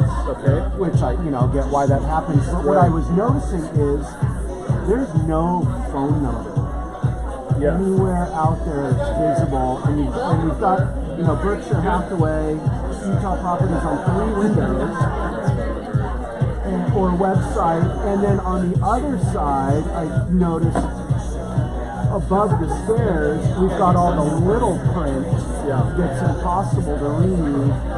And I just thought it might be worth just visiting. It wouldn't take a lot to slap a phone number on there, for immediate assistance. There's the website. Good. And then on the 2 front windows, you could have those hanging things. Can you show those up there? Or those get regulation now? Did you put the hanging signs on the front window? Oh, maybe you should. We're losing that office at the end of the Okay. Because it was like I had to strain to even just. I was. That stairwell right behind you. Yeah. It's going away. So that they're going to open up that whole area. I walked around there. We're going to probably get a fish down where the locker room is. But that's not a bad idea. Which actually makes sense down there because people are in between walking in and out of the I don't think it's a downgrade actually. No, I got it. Part of the problem is the door right there. It gets super cold. Well, and if you're down by the lockers in the bathroom, people are kind of more out of their ski gear and could stop and take the time versus they're passing it to get to the lockers and things like that. I just noticed it yesterday and thought it was at least worth addressing. Yeah. That's true, brother. By the way, I spent 3 hours walking around Snow Park yesterday while my kids were in ski area, noticing how dated it was, and I was wondering, when are they going to actually do something with this? We had a meeting with, Steve Itzowitz. Yeah, I know the name. He worked with Diane at East West Partners. He was their CFO. Okay. She was working there, and he was hired to take over for Bob Wells. Oh, gotcha. What they're going to do, they're going to move forward on that first parking lot. That's where the tunnel comes out down there. Probably pretty soon. And then that's going to be the first piece developed. They're going to put a hotel sometime right there. They're going to get rid of the road where it comes where the trucks eat. They're going to move the street all the way down there. And then the road's going to go down below. So they're, I don't know how quickly all that will happen, but I know this year they're going to start renovation. Well, what I noticed yesterday was, I knew there were a lot of different staircases, but I had no idea how many different staircases there were everywhere. But yeah, I'm glad they're going to do it, spend the money. It's just, it's actually neat. I like it. Some of the design elements and everything else. 19 species. Hey,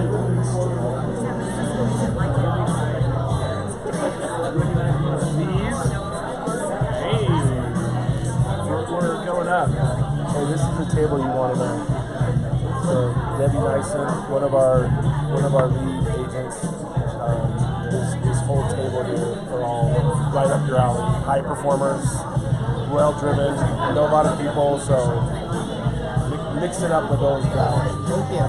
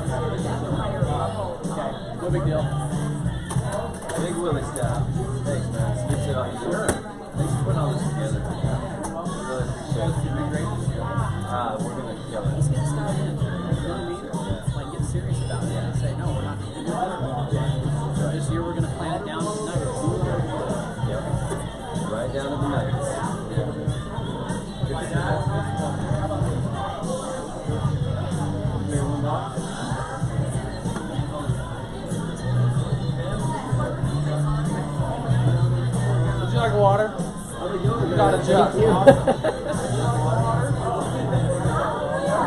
Tony, just stand there down. Put him by the chair. Jug of water.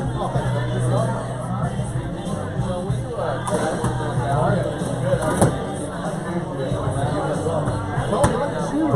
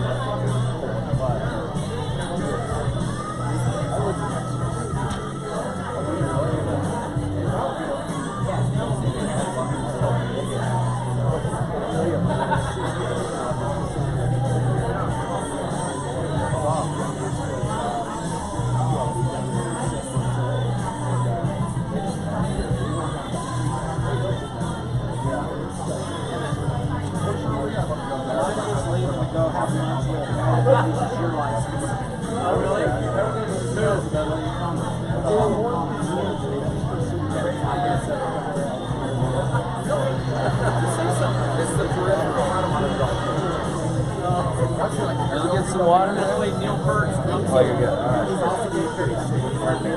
Still gonna go to the small part.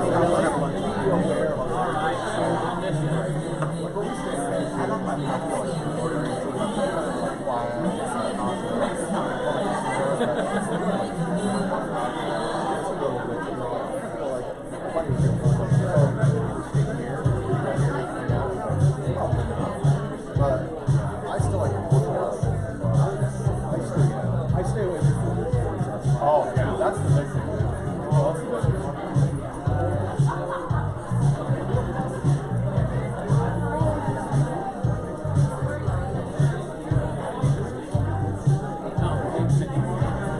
thing.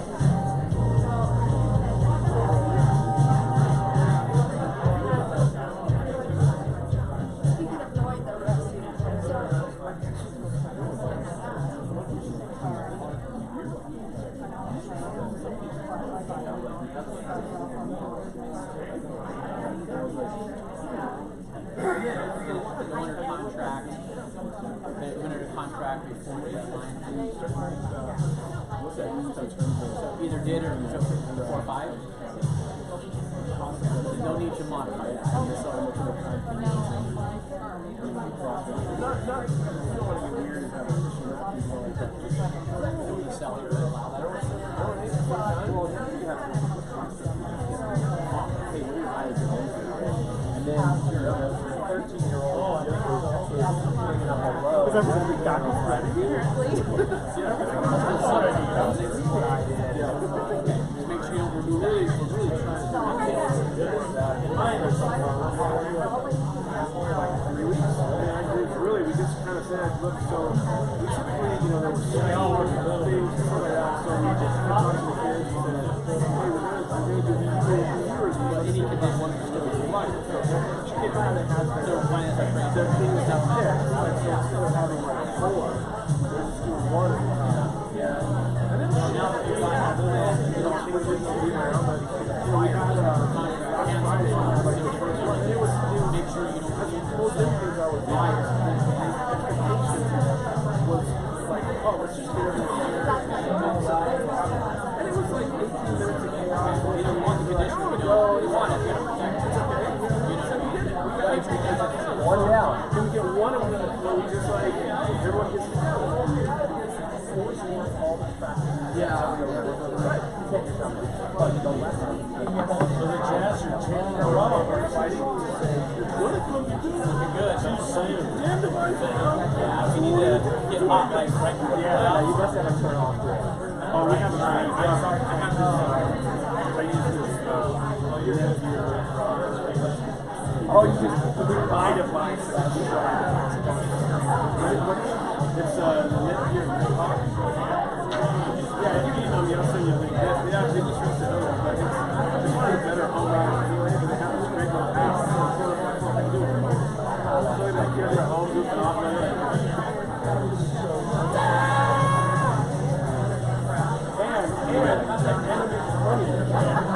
And we live in an area where it's kind of dug down. So the cell phone tower by themselves, they can't stream video or whatever. So it's fun. You are all powerful now. This is right here. You shoot Netgear Nighthawk. This is the app. It's got its own app. Yeah, and so it's going to say, hey, I can't find it. But you go on this thing. See, I go to my device manager, and this is my home network right now. It's going to show me everyone who's live on there right now, and I can individually turn them off. Got it. I love it. Anytime I want, right? So, kids are cool. I mean, I don't know about you, but is that the number one fight in your house? Technology? We decided not to make it a fight, okay? Because we said we have to set some expectations and we have to set them down. So the wife and I try to, like when we're engaged in things like devices are upside down or they're in another room, and we just try really hard not to ever have a situation where a kid's asking something or we're like, hey, and it's tough, I mean, especially the way I work, there's someone always wanting to talk to me or whatever. But we try very hard to like create a situation that allows us to keep things. So there are times where it's okay to have this. And that's been good. But then my we actually have some cool controls on them. The 2 older girls are a little better. It's a fight, but when their mom says you need to hand it over or I'm gonna take it, they'll do it. Or right now it just seems to be get off the fire and then they'll have it. And then I always tease them, if you're running your phone streaming and have it off, like what do you mean? Like, oh, your phone just did and you picked it up. And they get so mad. Yeah, I'm like, why do you let this dumb phone? And they go, that's not, I'm like, your phone shook and you just had to look. Like, it sounds like it owns you to me. Looks pretty Pavlovian from here, and they get all upset. But that's one of the things that drove about it. Technology is just training you to become, like, it's scary. It's training you. Oh, I'm hungry, charge me. Oh, I'm doing this. Like, it's training you with all these things and buttons and whatever else. We're trying to do that, and we talk a lot about what are the two sources of information. Because our kids are had this one that they were trying to reach the and I said, well, I've got a great USB research. And she said, no, I found all the research that had the most views. So I was like, so there's the credibility. Yeah. That's the most views. Really? So I was like, so what are we learning? And it's still this weird thing to look at your kids who were born and raised in technology. Right. You've got a social media in particular, like where you're looking at them saying they're not their value system, their currency. So the likes and the loves and the impulses that happen and all that sort of stuff. So we're trying to navigate that whole stuff, but it's a ton of fun. Yeah, send me an email. I'll send you a link. Okay, it's a great router. Thanks for the tip. Oh, it's a big tip.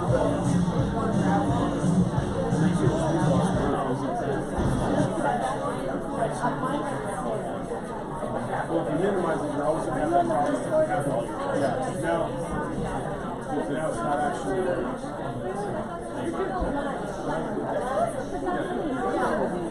And I realized that I'm like this woman, she's always hungry. And you guys all met Renee, right? Yes. New to us, but she's on. She's going to be in 2 hours. Okay, let's pick up where we left off. Sorry, Julie. I don't know where it was probably taken, so Okay. towards the end. Okay. Yeah. Okay. You have it staged like in this little. My office. Oh, perfect. Really? I have a cough drop. Joe, stop flexing. Stop flexing. Okay, get situated, we'll get started. Destroyed in this little van. Our neighbors came over. It was a. It looked like a piranha thing. Okay.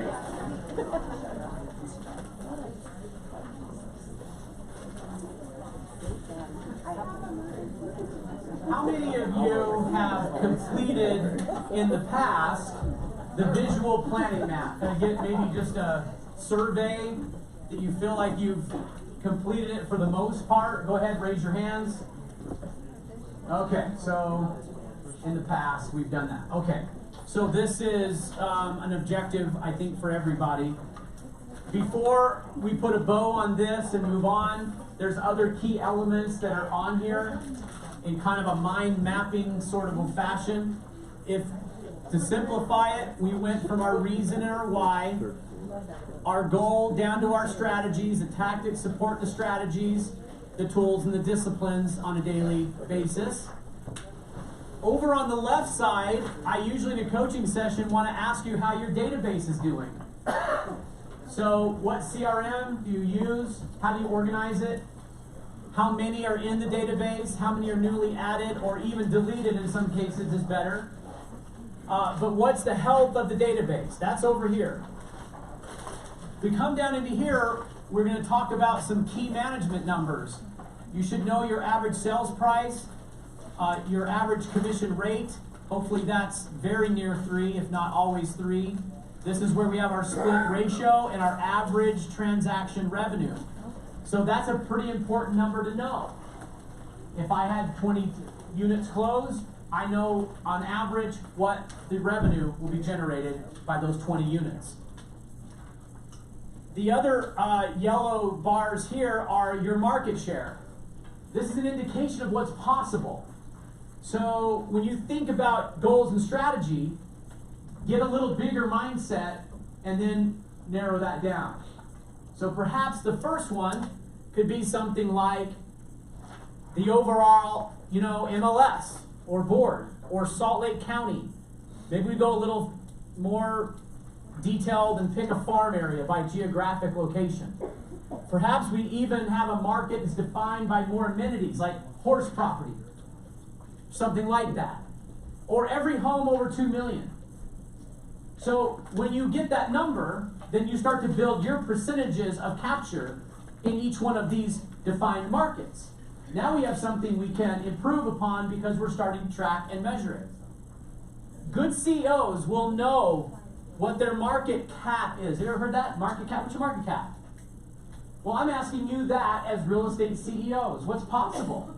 How many units closed in Salt Lake County last year on an annual basis, and how many did you close? So what is your market share? You're like, well, that's huge, and now all of a sudden that seems very small. Well, why don't you tackle it now on a farm area basis? If I put Old Mill Estates, how many? If that's your farm, I'm just asking how many of that are you realizing? So when you look at strategies, we may want to pivot strategies if they're not working very well, right? Or if they're working very well, keep that, okay? The rest of this has to do with referrals and units over here and expenses. I think, we need to realize that this is a gross goal, and here you get our net because we're not blind to the expenses of the business. So when I take my unit number and I times it by my average revenue, I get my goal. Make sense? Yes. I know my averages, I know my units, there it is, yeah. Okay? All right, moving along. So let's take a look at this page. So does this one have an emoji at the top? Yes. Okay. I told Amy, I'm thinking about an emoji. And she went, you are not doing an emoji. And I said, but look how cute my wife's emoji is that she sends me all the time, the one that's going, I go, do we have one that I can put on there to remind everybody when we use this?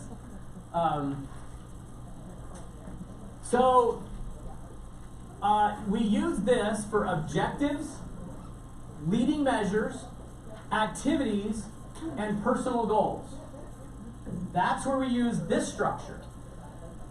This is not the structure in which we would say, I want to make $500,000 at GCI. That's not the structure. This is where we talk about the things that would allow me to make $500,000. So I will do 5 thank you cards, handwritten, every day of the week, Monday through Friday. That would go here, right? If it were a personal goal and say physical, I'd say, I will run 20 miles a week. That goes here. I will time block effective 12 hours a week in uninterrupted prospecting as best I can, planning for the variable, and that would go here, right? I will improve a skill set. I want to be better at, say, understanding the rep sheet. Therefore, I will, what? I'm going to do that here, and I'm going to define how I'm going to be better at understanding forms of the rep sheet of the contract. Perhaps there's a tool or technology like Moxie. I'm finally going to get that thing right. Or dot loop. I'm going to not argue with myself anymore. That would go here. This pattern works really well for objectives, smaller goals, or leading measures. The term, write this down, the term leading measures here is taken from the book, so write it right here, 4DX, which is the 4 disciplines of execution. Leading measures are the things that matter most. You know, we do this on a daily basis. I'm going to hold broker open houses every Wednesday, or I'm going to do them every Saturday, every weekend, whatever that is. I mean, those are leading measures. And if I do that enough, we know it will lead to a larger, bigger picture, right? I mean, if I'm going to master a new song that I don't know, I'm going to spend a little bit of time on it every single day until I get it right. I'll probably break it down into smaller pieces, right? Something like that. So this works great for categories of goals. So like what? Physical, health, family goals, spiritual goals, business goals. It works really well here. Even with our children, if you want to teach children how to set goals and get serious about making goals, this can go here, right? So they say, I'm going to do my homework before 7:30 every night of the week. How do you do that? You do that with this pattern, okay? So that's where we use this. Leading measures, activities, personal goals work well here. So I'm going to team you up. And the way we do this, so I'm going to march you through this, but you're going to interview the person next to you. Okay. And where's my wires coming out here? You're going to grab their book, and you're going to write in their book their goals. Okay? That's how that works. and we're going to march through these. So let me give you some advice. If I were helping or coaching family, friend, teenager, child, anyone to set goals, myself, here are some of the tips that you have to remember when you set goals. First of all, it should be something you want, that you're passionate about. Be careful of setting someone else's passion goals. I mean, you know, I love the outwardly focused. That's different. And doing it for someone that you want is your choice. But often when I'm coaching everybody, I say, you set a goal, you didn't make it. Why didn't you make it? I say, well, you really didn't want it. Well, who wanted it? Someone else. Right?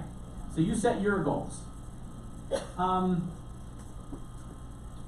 We're running into it. We're going to run into another topic here soon. So write this one down too. This is, what is the one thing that would make the most difference? One thing this year, 2020, one thing. It's an objective type of a goal or a skill set type of a goal. That would go here. That goes on this pattern. So what is the one thing? Boy, this would be like, hey, I just got to learn, right? One of my mentors years ago, I remember how funny this was, that he was saying when you're speaking, make sure that you make eye contact. So I would practice, I'd say, oh, make eye contact. And then you find, see, watch the difference. I'm presenting, I go something like this. It's really important that we set goals. It's really important that we focus in on the elements that matter most. Now watch the difference. It's really important that we focus on the elements that have a proven track record of having an increased accuracy on setting goals. I know that's like, okay, now one of my daughters is here, but when they were teenagers and I knew the truth, one of them finally caught on and said, don't look at his eyes, don't look at his eyes. Just don't go there. If you don't look at his eyes, he won't know where we were last night.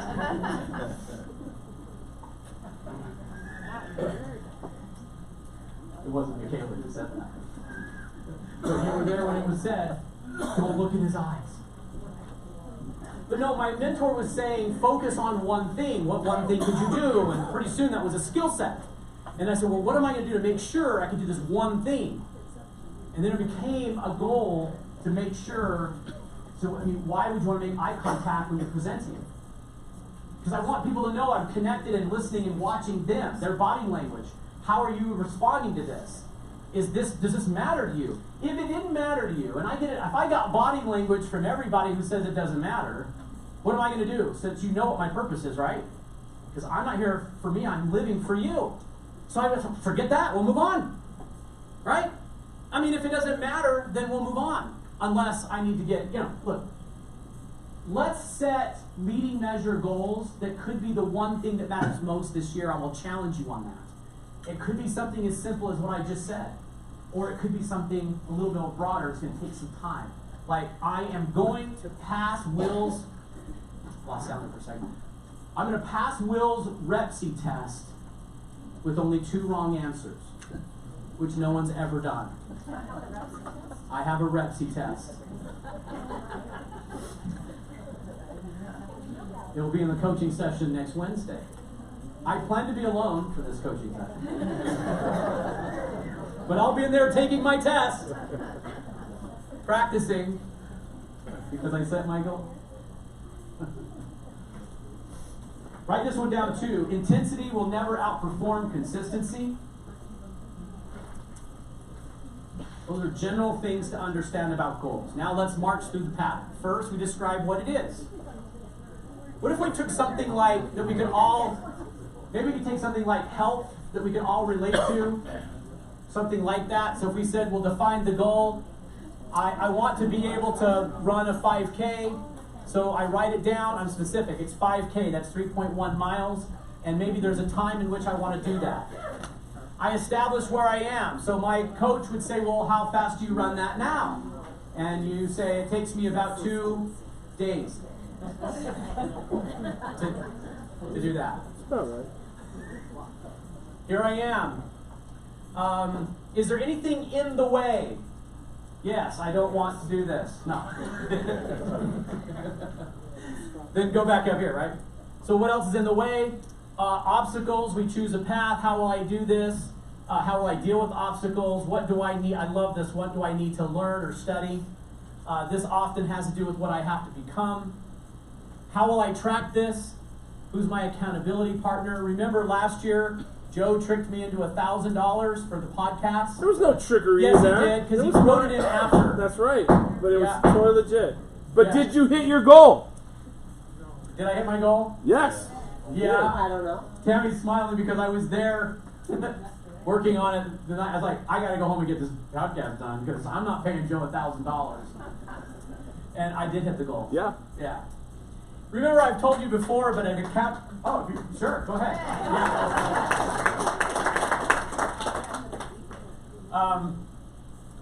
I have not yet revealed them, but I will later. If you want to get serious about getting it done, do this. You know, like, you're more apt to go to the gym if your partner's waiting in the driveway. Right?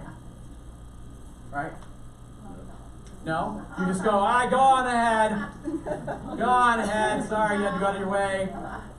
You know, in the snow, in the dark, in the ice, but I'm sleeping. You'll probably go to the gym. This is insurance that you'll do it. If you're really serious. So, look, like, mindset check. This is where we find out if you really want this.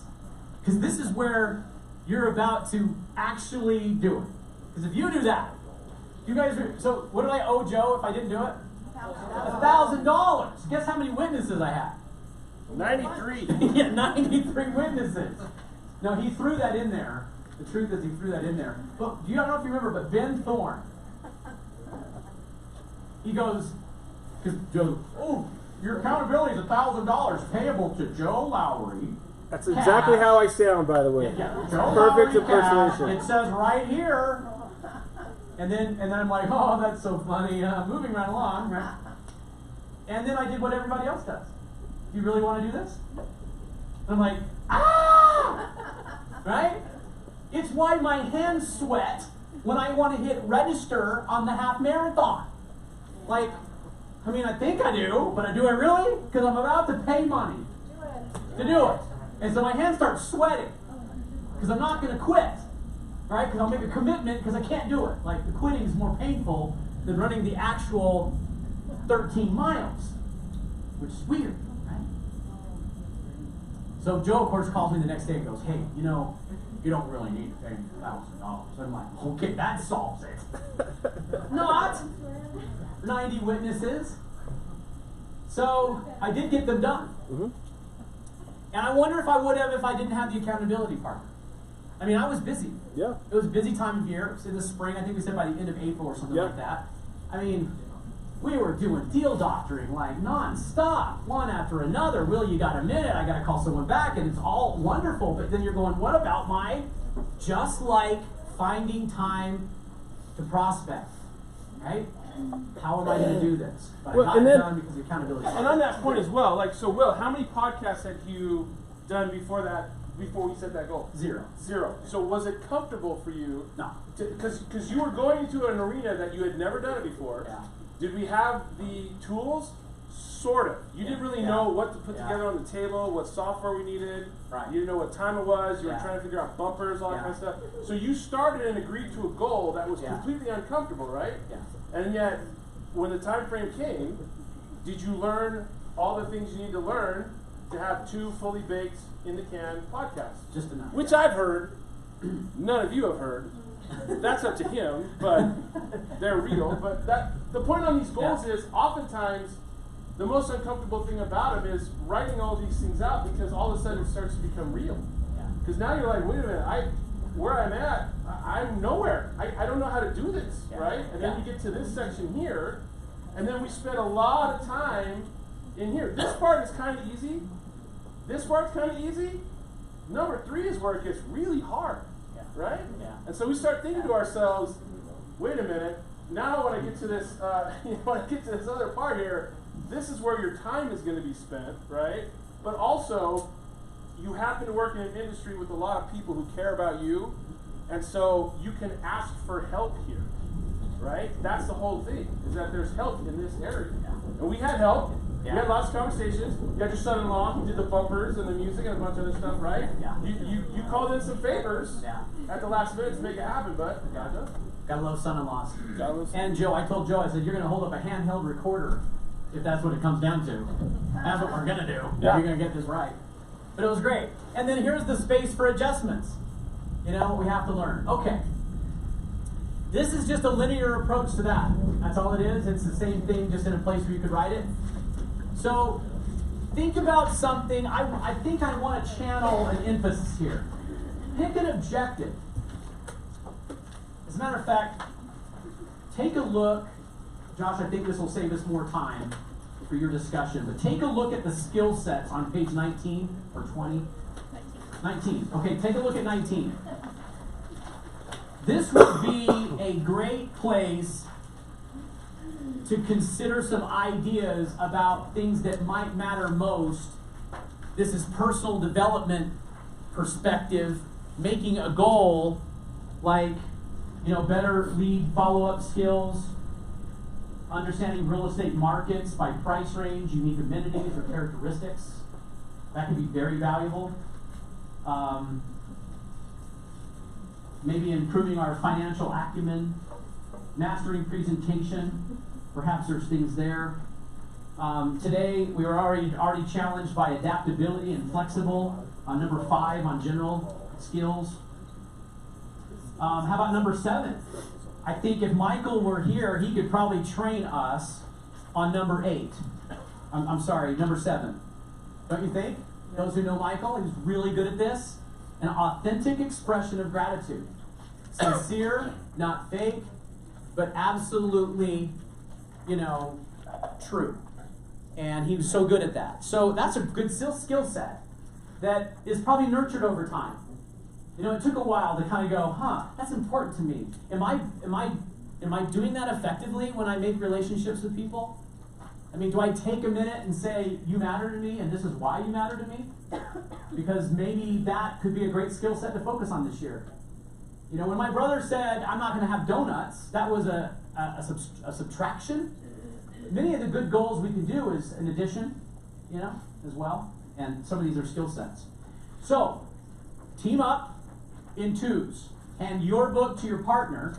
Go through the linear approach. Start with the category. So it's business, it's skill set. What's the skill set? And then answer those questions. This is going to take about 8 minutes per person. So try to go pretty quickly. Okay, let's go ahead and do that now.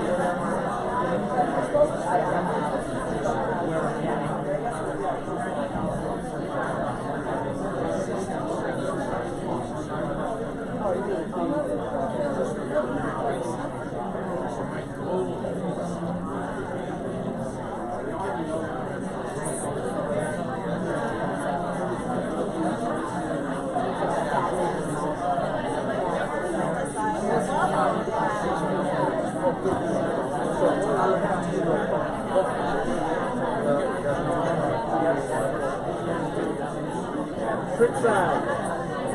Tech side. Print side. Tech side. It's like what's that word?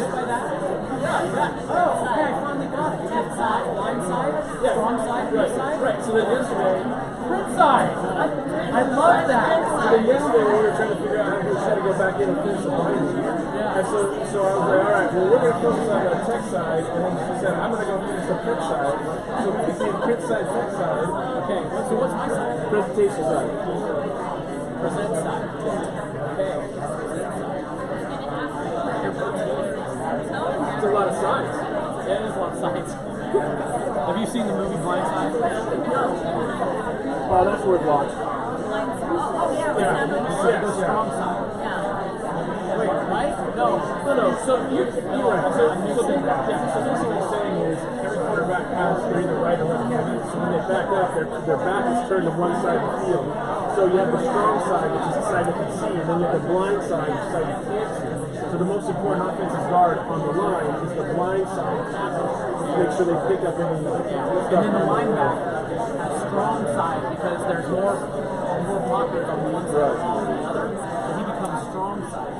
And then you have weak side, which has to watch the end around. Print side. Print side.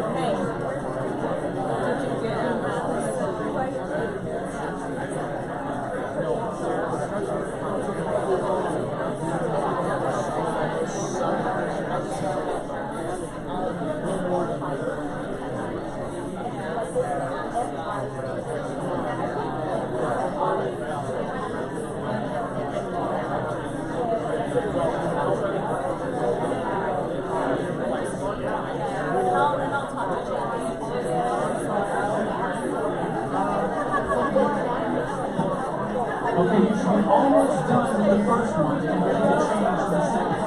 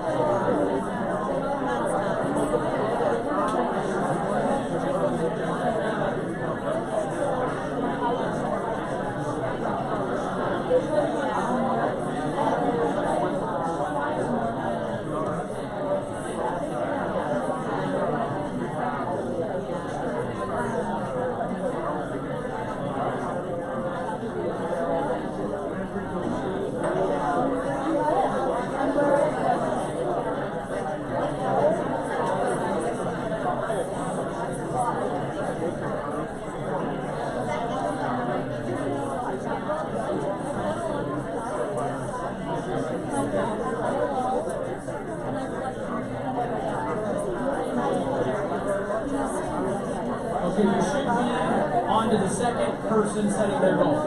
Okay? 4 more minutes.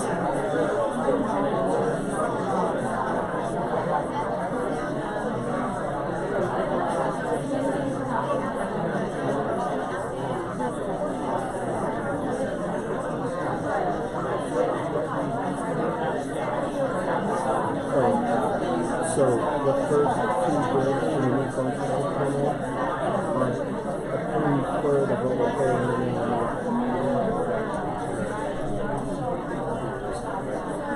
It's so bad.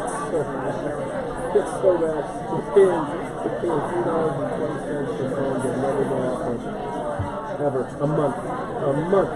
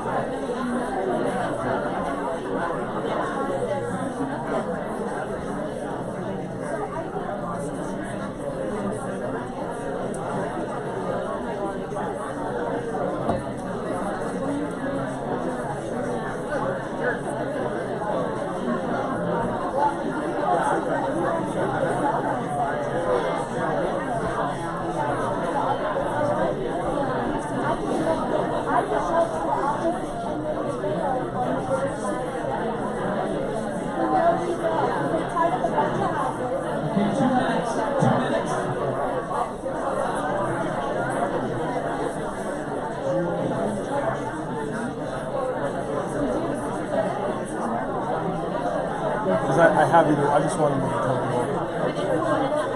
Either way. I mentioned Mike. Mike, okay, he's sitting right there in a group. He moves a lot too. Okay, yeah, go ahead. Yeah, I'll do that now.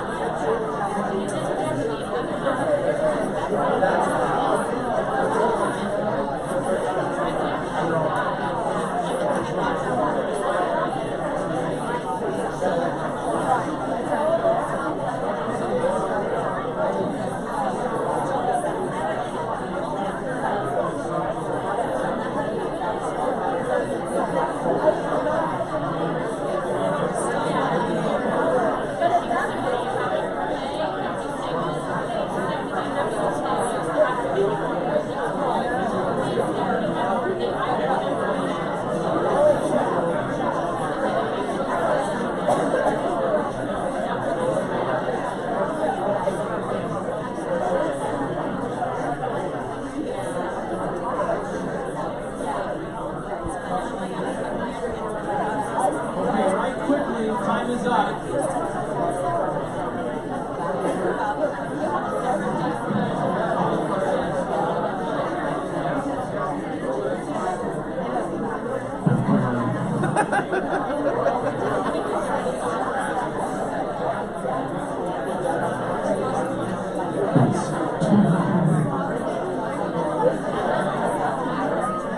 Okay, time is up.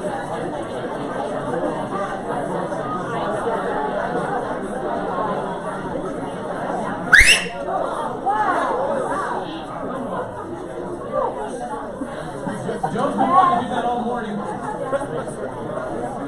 It's a good whistle.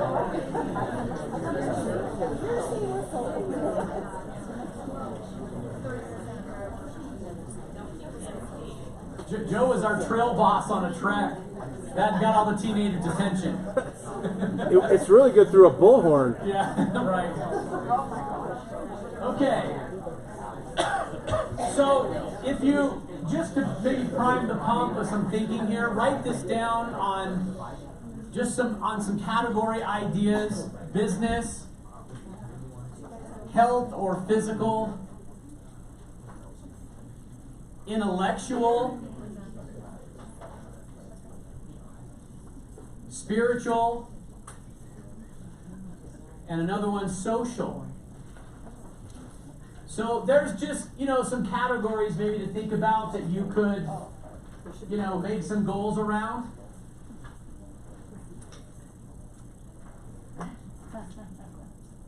A lot of that came from Cubby, so.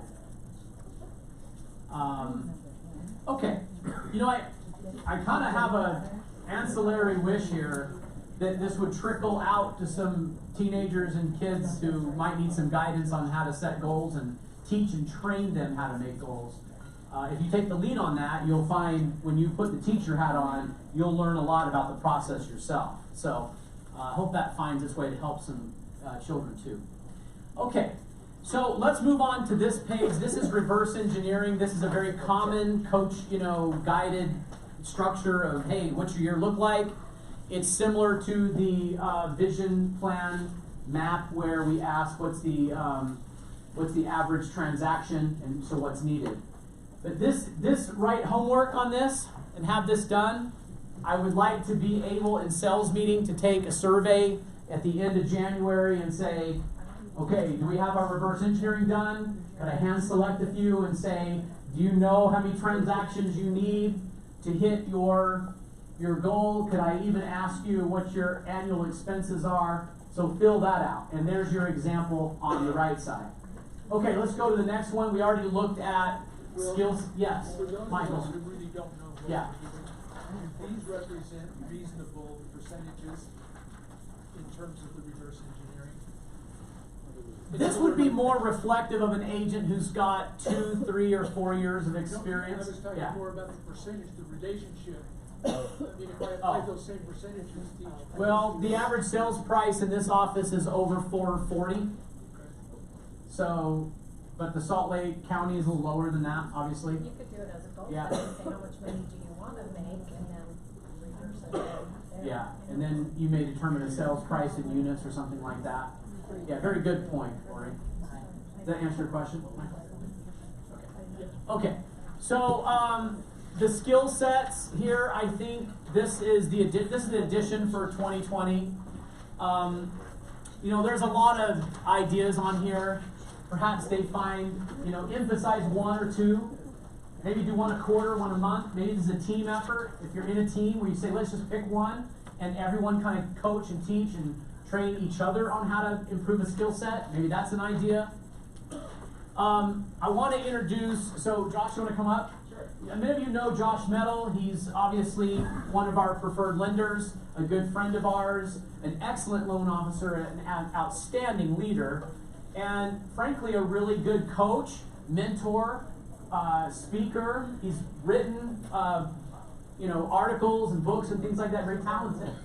Well, I'm just to tee this up. Josh contacted me and said he went through an amazing experience, and I'll let him describe this, in which he was analyzing where he spends his time, where his resources are, and how he was getting kind of a return on that. So this next image, I'm going to let Josh go ahead and march us through this. The objective of this is to analyze how we're spending our resources of time and energy and money, and how we get a return on that.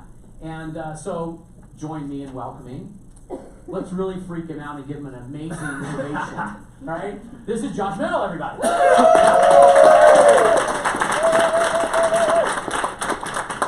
All right, well, the first thing I want to share is that I also had an amazing mother, and she imparted some wisdom on me. She said when I was young, she said, Josh, little Joshy, buddy, you don't need to get good at asking for permission. You just have to get great at asking for forgiveness.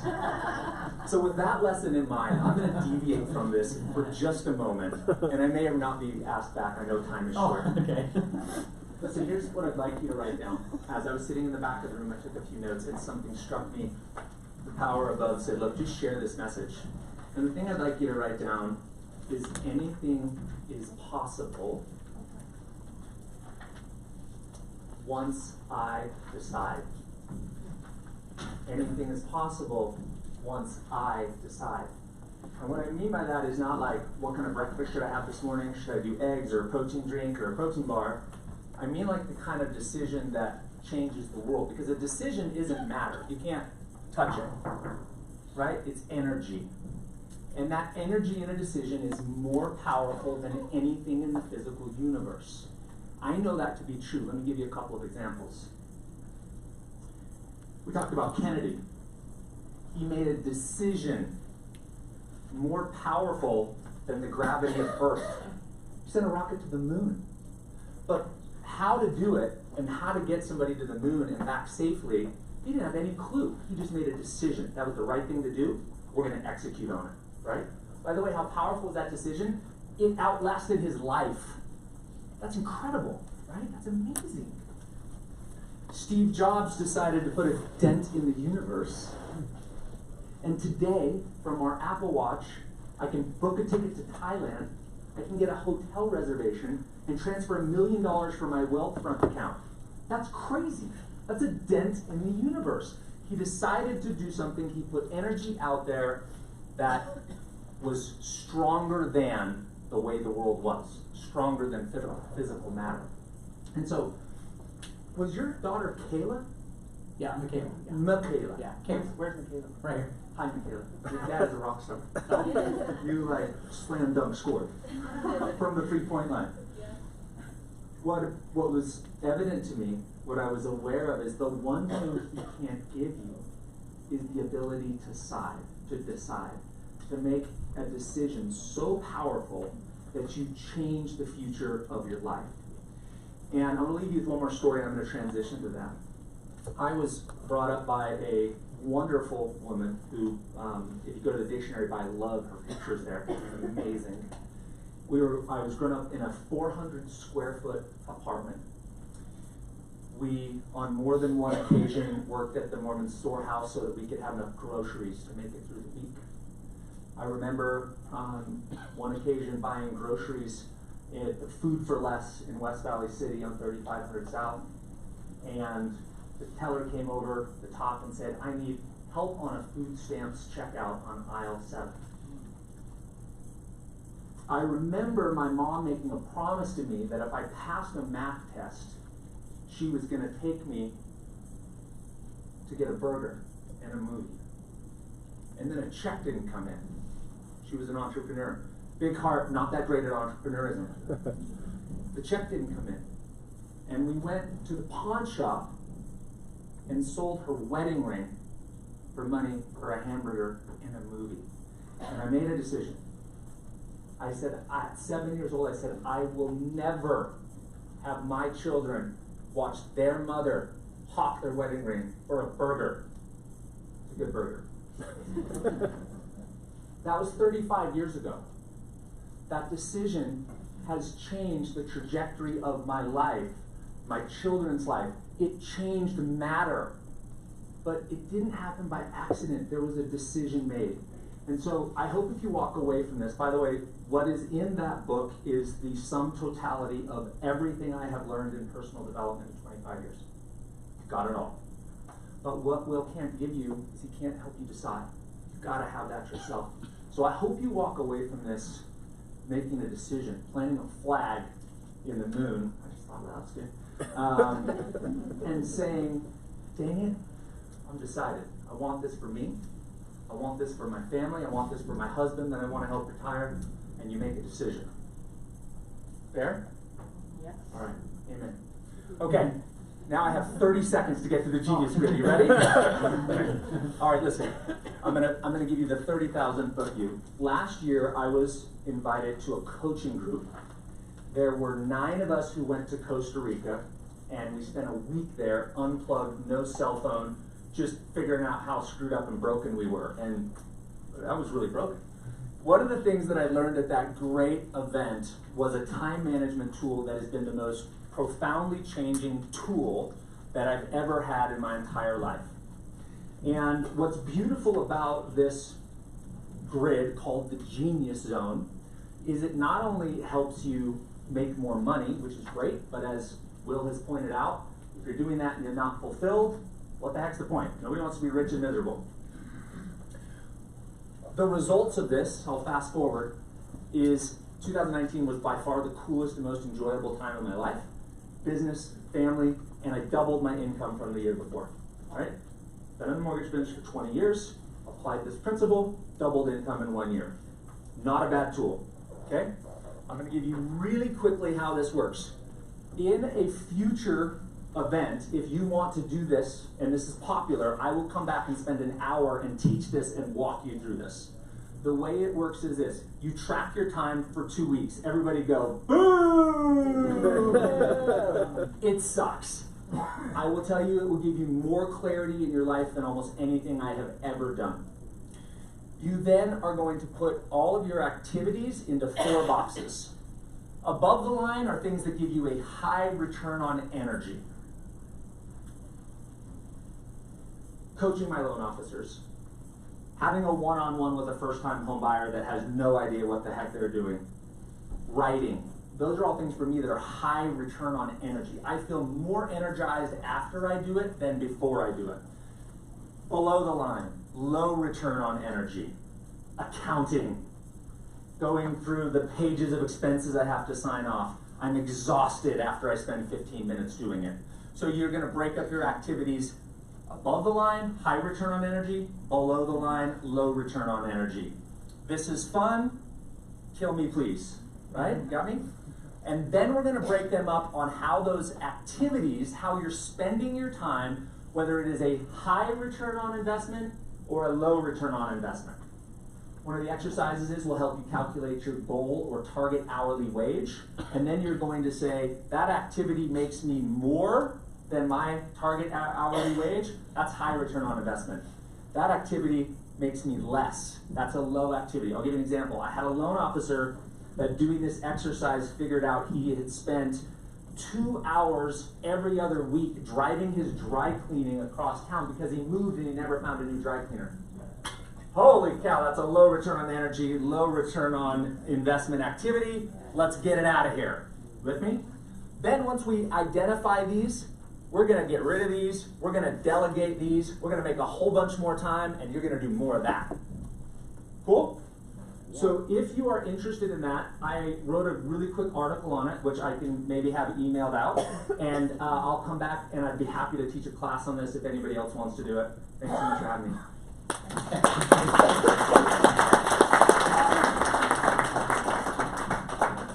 Thank you, Josh. How many of you would be nervous to see the results of how you spend all of your time? Yeah. Especially in January. Especially in January? Yeah. Yeah. Do you see the wisdom and truth in this? Yeah. And Josh is a humble guy. I'll tell you, he's a very successful individual in a lot of different aspects of his life.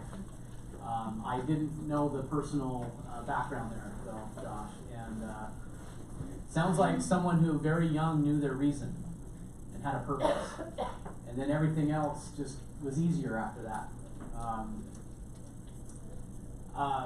So, in the goal-setting pattern, I asked you to choose the one thing, and it's if you only had the time to do the one thing, it's from this perspective that we should analyze that, because that's the thing that's going to matter the most. And when Josh and I were talking, I remember thinking that make sure that the money return and the fulfillment are both equally analyzed. Because we often do things that matter immensely that don't have anything to do with, say, a dollar amount. And boy, I think we went on for a discussion for quite some time about that, and I learned a lot from spending time with Josh. We need to have this follow-up class. So it sounds like it's going to be a Wednesday, because we have a 2-hour gap for coaching on Wednesdays, already allocated. Wouldn't disrupt anything. Josh could take the majority of that 2 hours, if not all of it, to talk about his journey through all of this. What do you think? Yeah? Okay. Yeah. I'll tell you what, Josh, you and I will get together, we'll pick a Wednesday and we'll get that out next sales meeting, we'll let everybody know. If you sent me the article, I'll make sure it's sent out in my next email to everybody, okay? So here, I'll say, here's the article from Josh, you can read that, it's very, very well done. Can you let Park City know if we want to come down? Oh, yeah, oh, absolutely, absolutely. So, okay, thanks, good reminder. Okay, what are you getting out of this already? Has this been worth the time? Yeah? Amen. Amen? Okay. Well, we got about 15 more minutes. And clicker.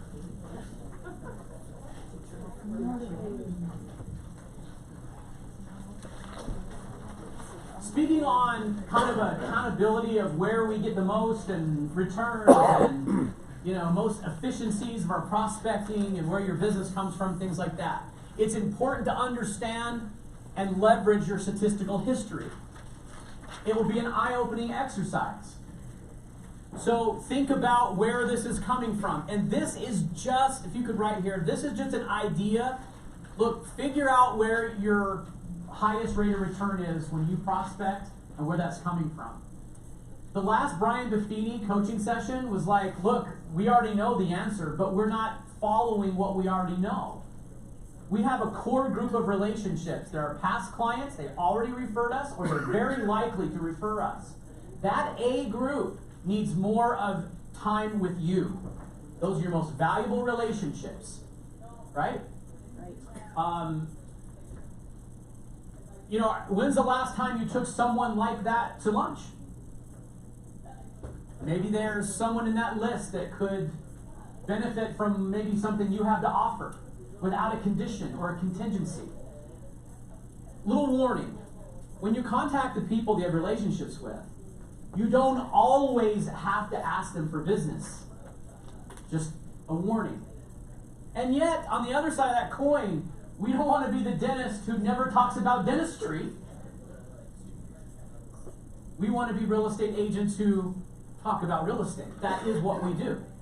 And we play that role in their lives. Okay. So that's homework. Will you write homework on that? And we're also going to do homework on this one. I'll tell you why this one matters. These are your key management numbers. We're entering a space that will only get more complicated and competitive as it relates to the value and commissions we charge. Our model, I've said this before in coaching sessions, is the best. It doesn't come without its challenges. But our model is to surround our agents with the best leadership team and staff and tools that the industry has to offer. And therefore to charge our clients a 6% rate and 3% per side.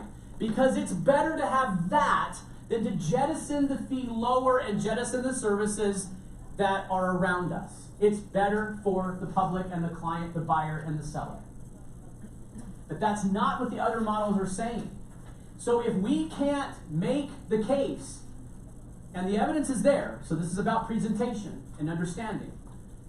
Know your numbers. Know our numbers. If you've never sold a house, then use the office. If you're very, very good at what you do as an agent with 10 plus years of experience, I would expect you to know your key management numbers. It matters to the seller. It should matter to us. Good? Okay. You're like the Verizon commercial, and you have bars above your heads right now, and it says to me, Will, hard drive full.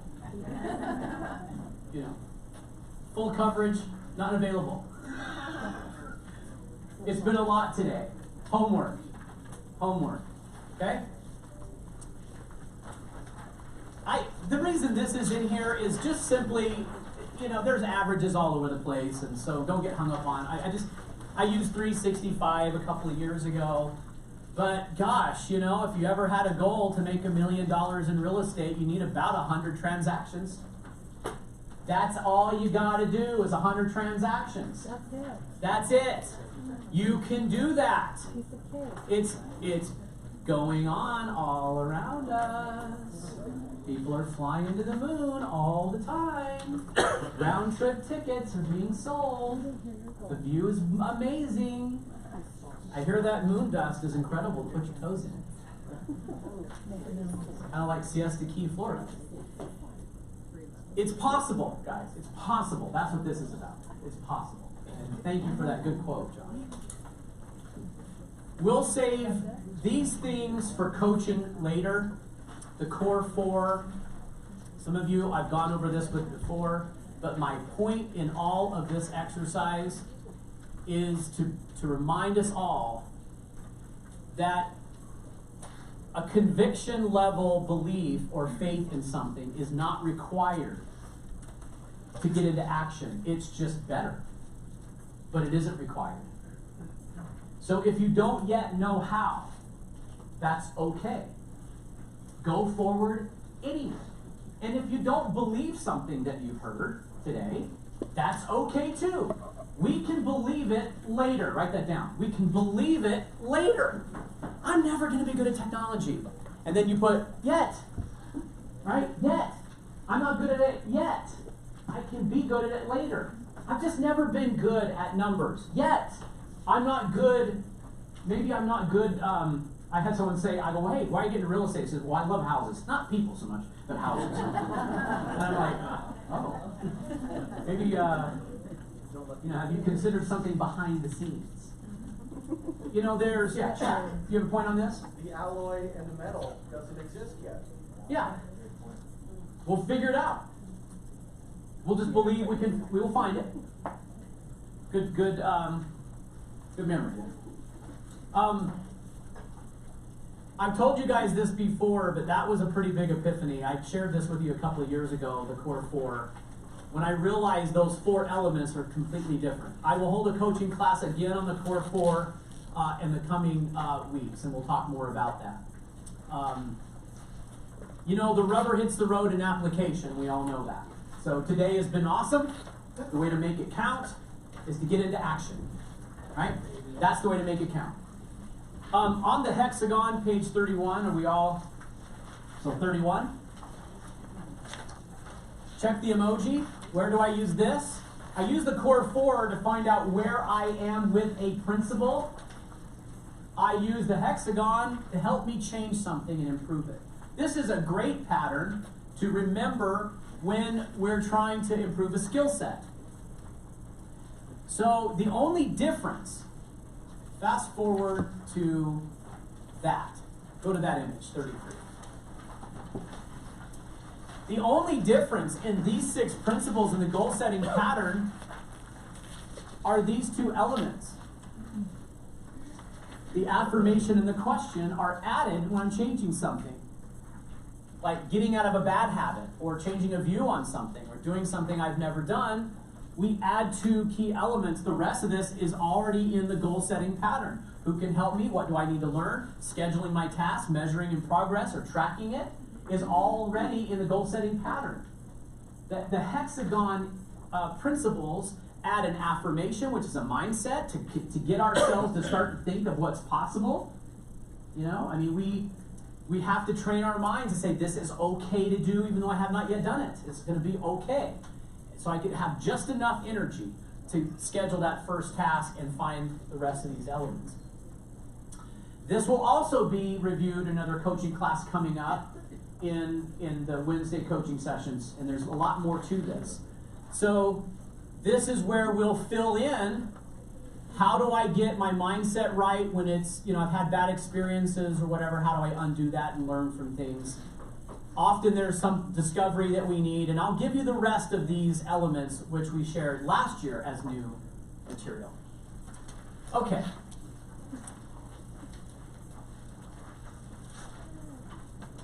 This is one of the hexagon lessons. Go to 38. If you want a really good, amazing book to read, or a TED Talk, or, you know, and kind of an author to follow, Simon Sinek is phenomenal. How many of you already know Simon, or own his book, or watched some? Okay, some of you. So he wrote a book called The Power of Why, or Start With Why. He did a TED Talk that now has something like 40 million views. It was the most viewed TED Talk for a while. It's now, I think, number 1, 2, or 3, or something like that. Just amazing how many people have grabbed onto this. But he proposes a simple view of why, how, and what. Why go to the moon? Why does it matter? How will we get there? And what do we do on a day-to-day basis to make sure that that happens?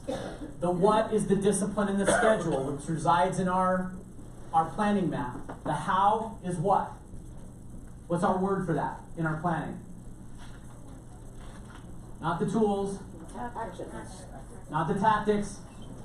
Tactics are in it, but what is it? One more word. Strategies. There's my reason, why, and purpose. This is my strategies, and these are my daily disciplines and schedules. He proposes something that companies that are amazing have people who know what they do. You ask them, well, what do you do? And they'll tell you. The staff will tell you, this is what I do as a job. And some companies have dialed in their strategies pretty well, and you could ask a staff or employee, well, you know what you do, and do you know how you do it? And they can tell you, some. Very few understand why. And there's the difference.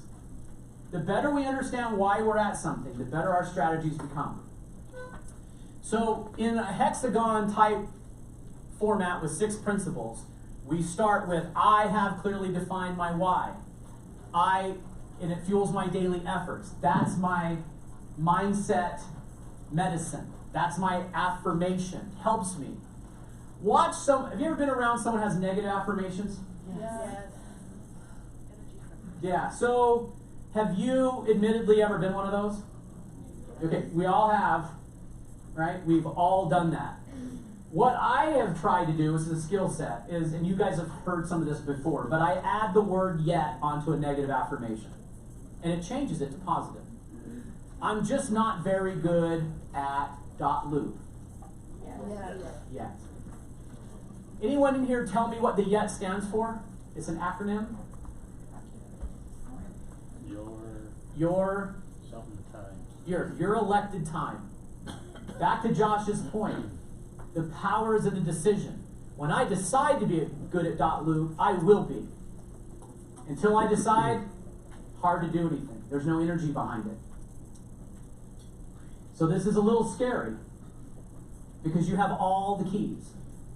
You have all the ability, all the resources. Think of where we live. Someone said, this is hard. I said, Cambodia is hard. Yeah. Try the Philippines. You know, that's hard. So maybe a little bit more view of what's in our favor and what we can do is what's needed most in 2020. The economic conditions, guys, I'm not sure how much better it could be. I have a good friend of mine say, okay, Will, tell me the truth. What's the market doing? Because I'm afraid as soon as I pull the trigger and buy something, it's going to start to depreciate. And I go, wow, I understand. How do you feel? I have a lot of buyers. Does that sound familiar? Have a lot of people and buyers who have said the same thing to me. It's a concern to you. It's a concern to us. You know what we found that's really interesting? After all this recovery, we still have supply going down. What does that say to you? Like, at a very basic supply demand, which he could understand, inventories are dropping. What do you think that's going to signal? Will appreciation happen? Yes, because there's not enough supply. Bids will go up. So, well, why is it? I hear a recession's coming. It is coming, but it's not like the last one. That's the message. Now, this is just the headline of our discussion. But the economic conditions this year are going to be fabulous. If we plan better and take control of our business, our efficiencies, effectiveness will rise. And as a team effort, look, we leverage the best tools and professionals that the industry has to offer. We are overly, this is where I wish Tom was not in the room because it sounds like I'm complaining to my boss. I'm not. I'm just being truthful. This is the best, guys. The best there is. There's not anywhere else to go that's going to be better than this. It's better for you as a business owner. It's better for our buyers and our sellers. Right? We can go out with confidence with this brand, with our affiliate partners, our teammates, our staff backing us up with the tools and technologies, with confidence that this is the best there is. We lead the industry in this. You know, and agents are struggling with some things in other companies. And I'm hearing this. We don't make those confidential meetings public, but I'm telling you, this is the best place to be. It's why I'm still here and plan on being here as long as the Romies want me. Even if they say, hey, can we take you up on that not paying you thing? Add it to the profit. One more thing I just want to tell you, we're going to have lunch. I've shared this poem with you before, but I'm going to repeat it again. It's one I wrote a while ago. It's called Embark Empowered. So this is my wish and prayer for everyone. I love all of you in this room. I'm always contemplating and praying on how I can help you. But this is the poem. It goes like this. Embark empowered wherever you go when God's gifts become unstowed. Looking up, we all long for more. Keep doing good things you've never done and you'll arrive, albeit a little sore. Looking down on where you once were, you'll learn life's greatest lesson. I can't look at my daughter when I do this, but you were born to become more. We all were. There's nothing you can't learn. There's nothing you can't do. Usually the answer is around you. Find that person who's dying to help you and be a teacher in your life. They need it as well. Let's go have an amazing, profitable, and fulfilled year in 2020. I know we can. All right? Let's do this. Thank you, guys. All right, everybody. So before we all take off and have lunch, there's something you probably don't know. 33 years ago today, Will Cooper was born. 33 years ago. So why don't we all join us sing Will Happy Birthday?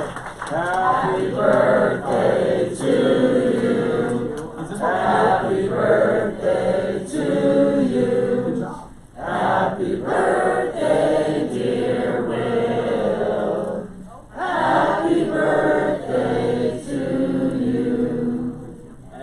anymore. These candles are sparkling. I'll never get them out, right? Let's see my respiratory function without spitting on the cake.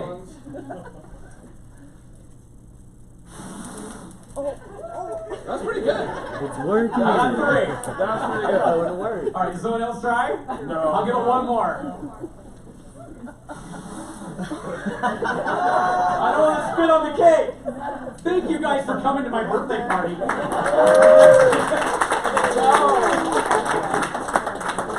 I love you all. Have a great year. We'll take that. Olive Garden and cake, apparently. It's carrot cake.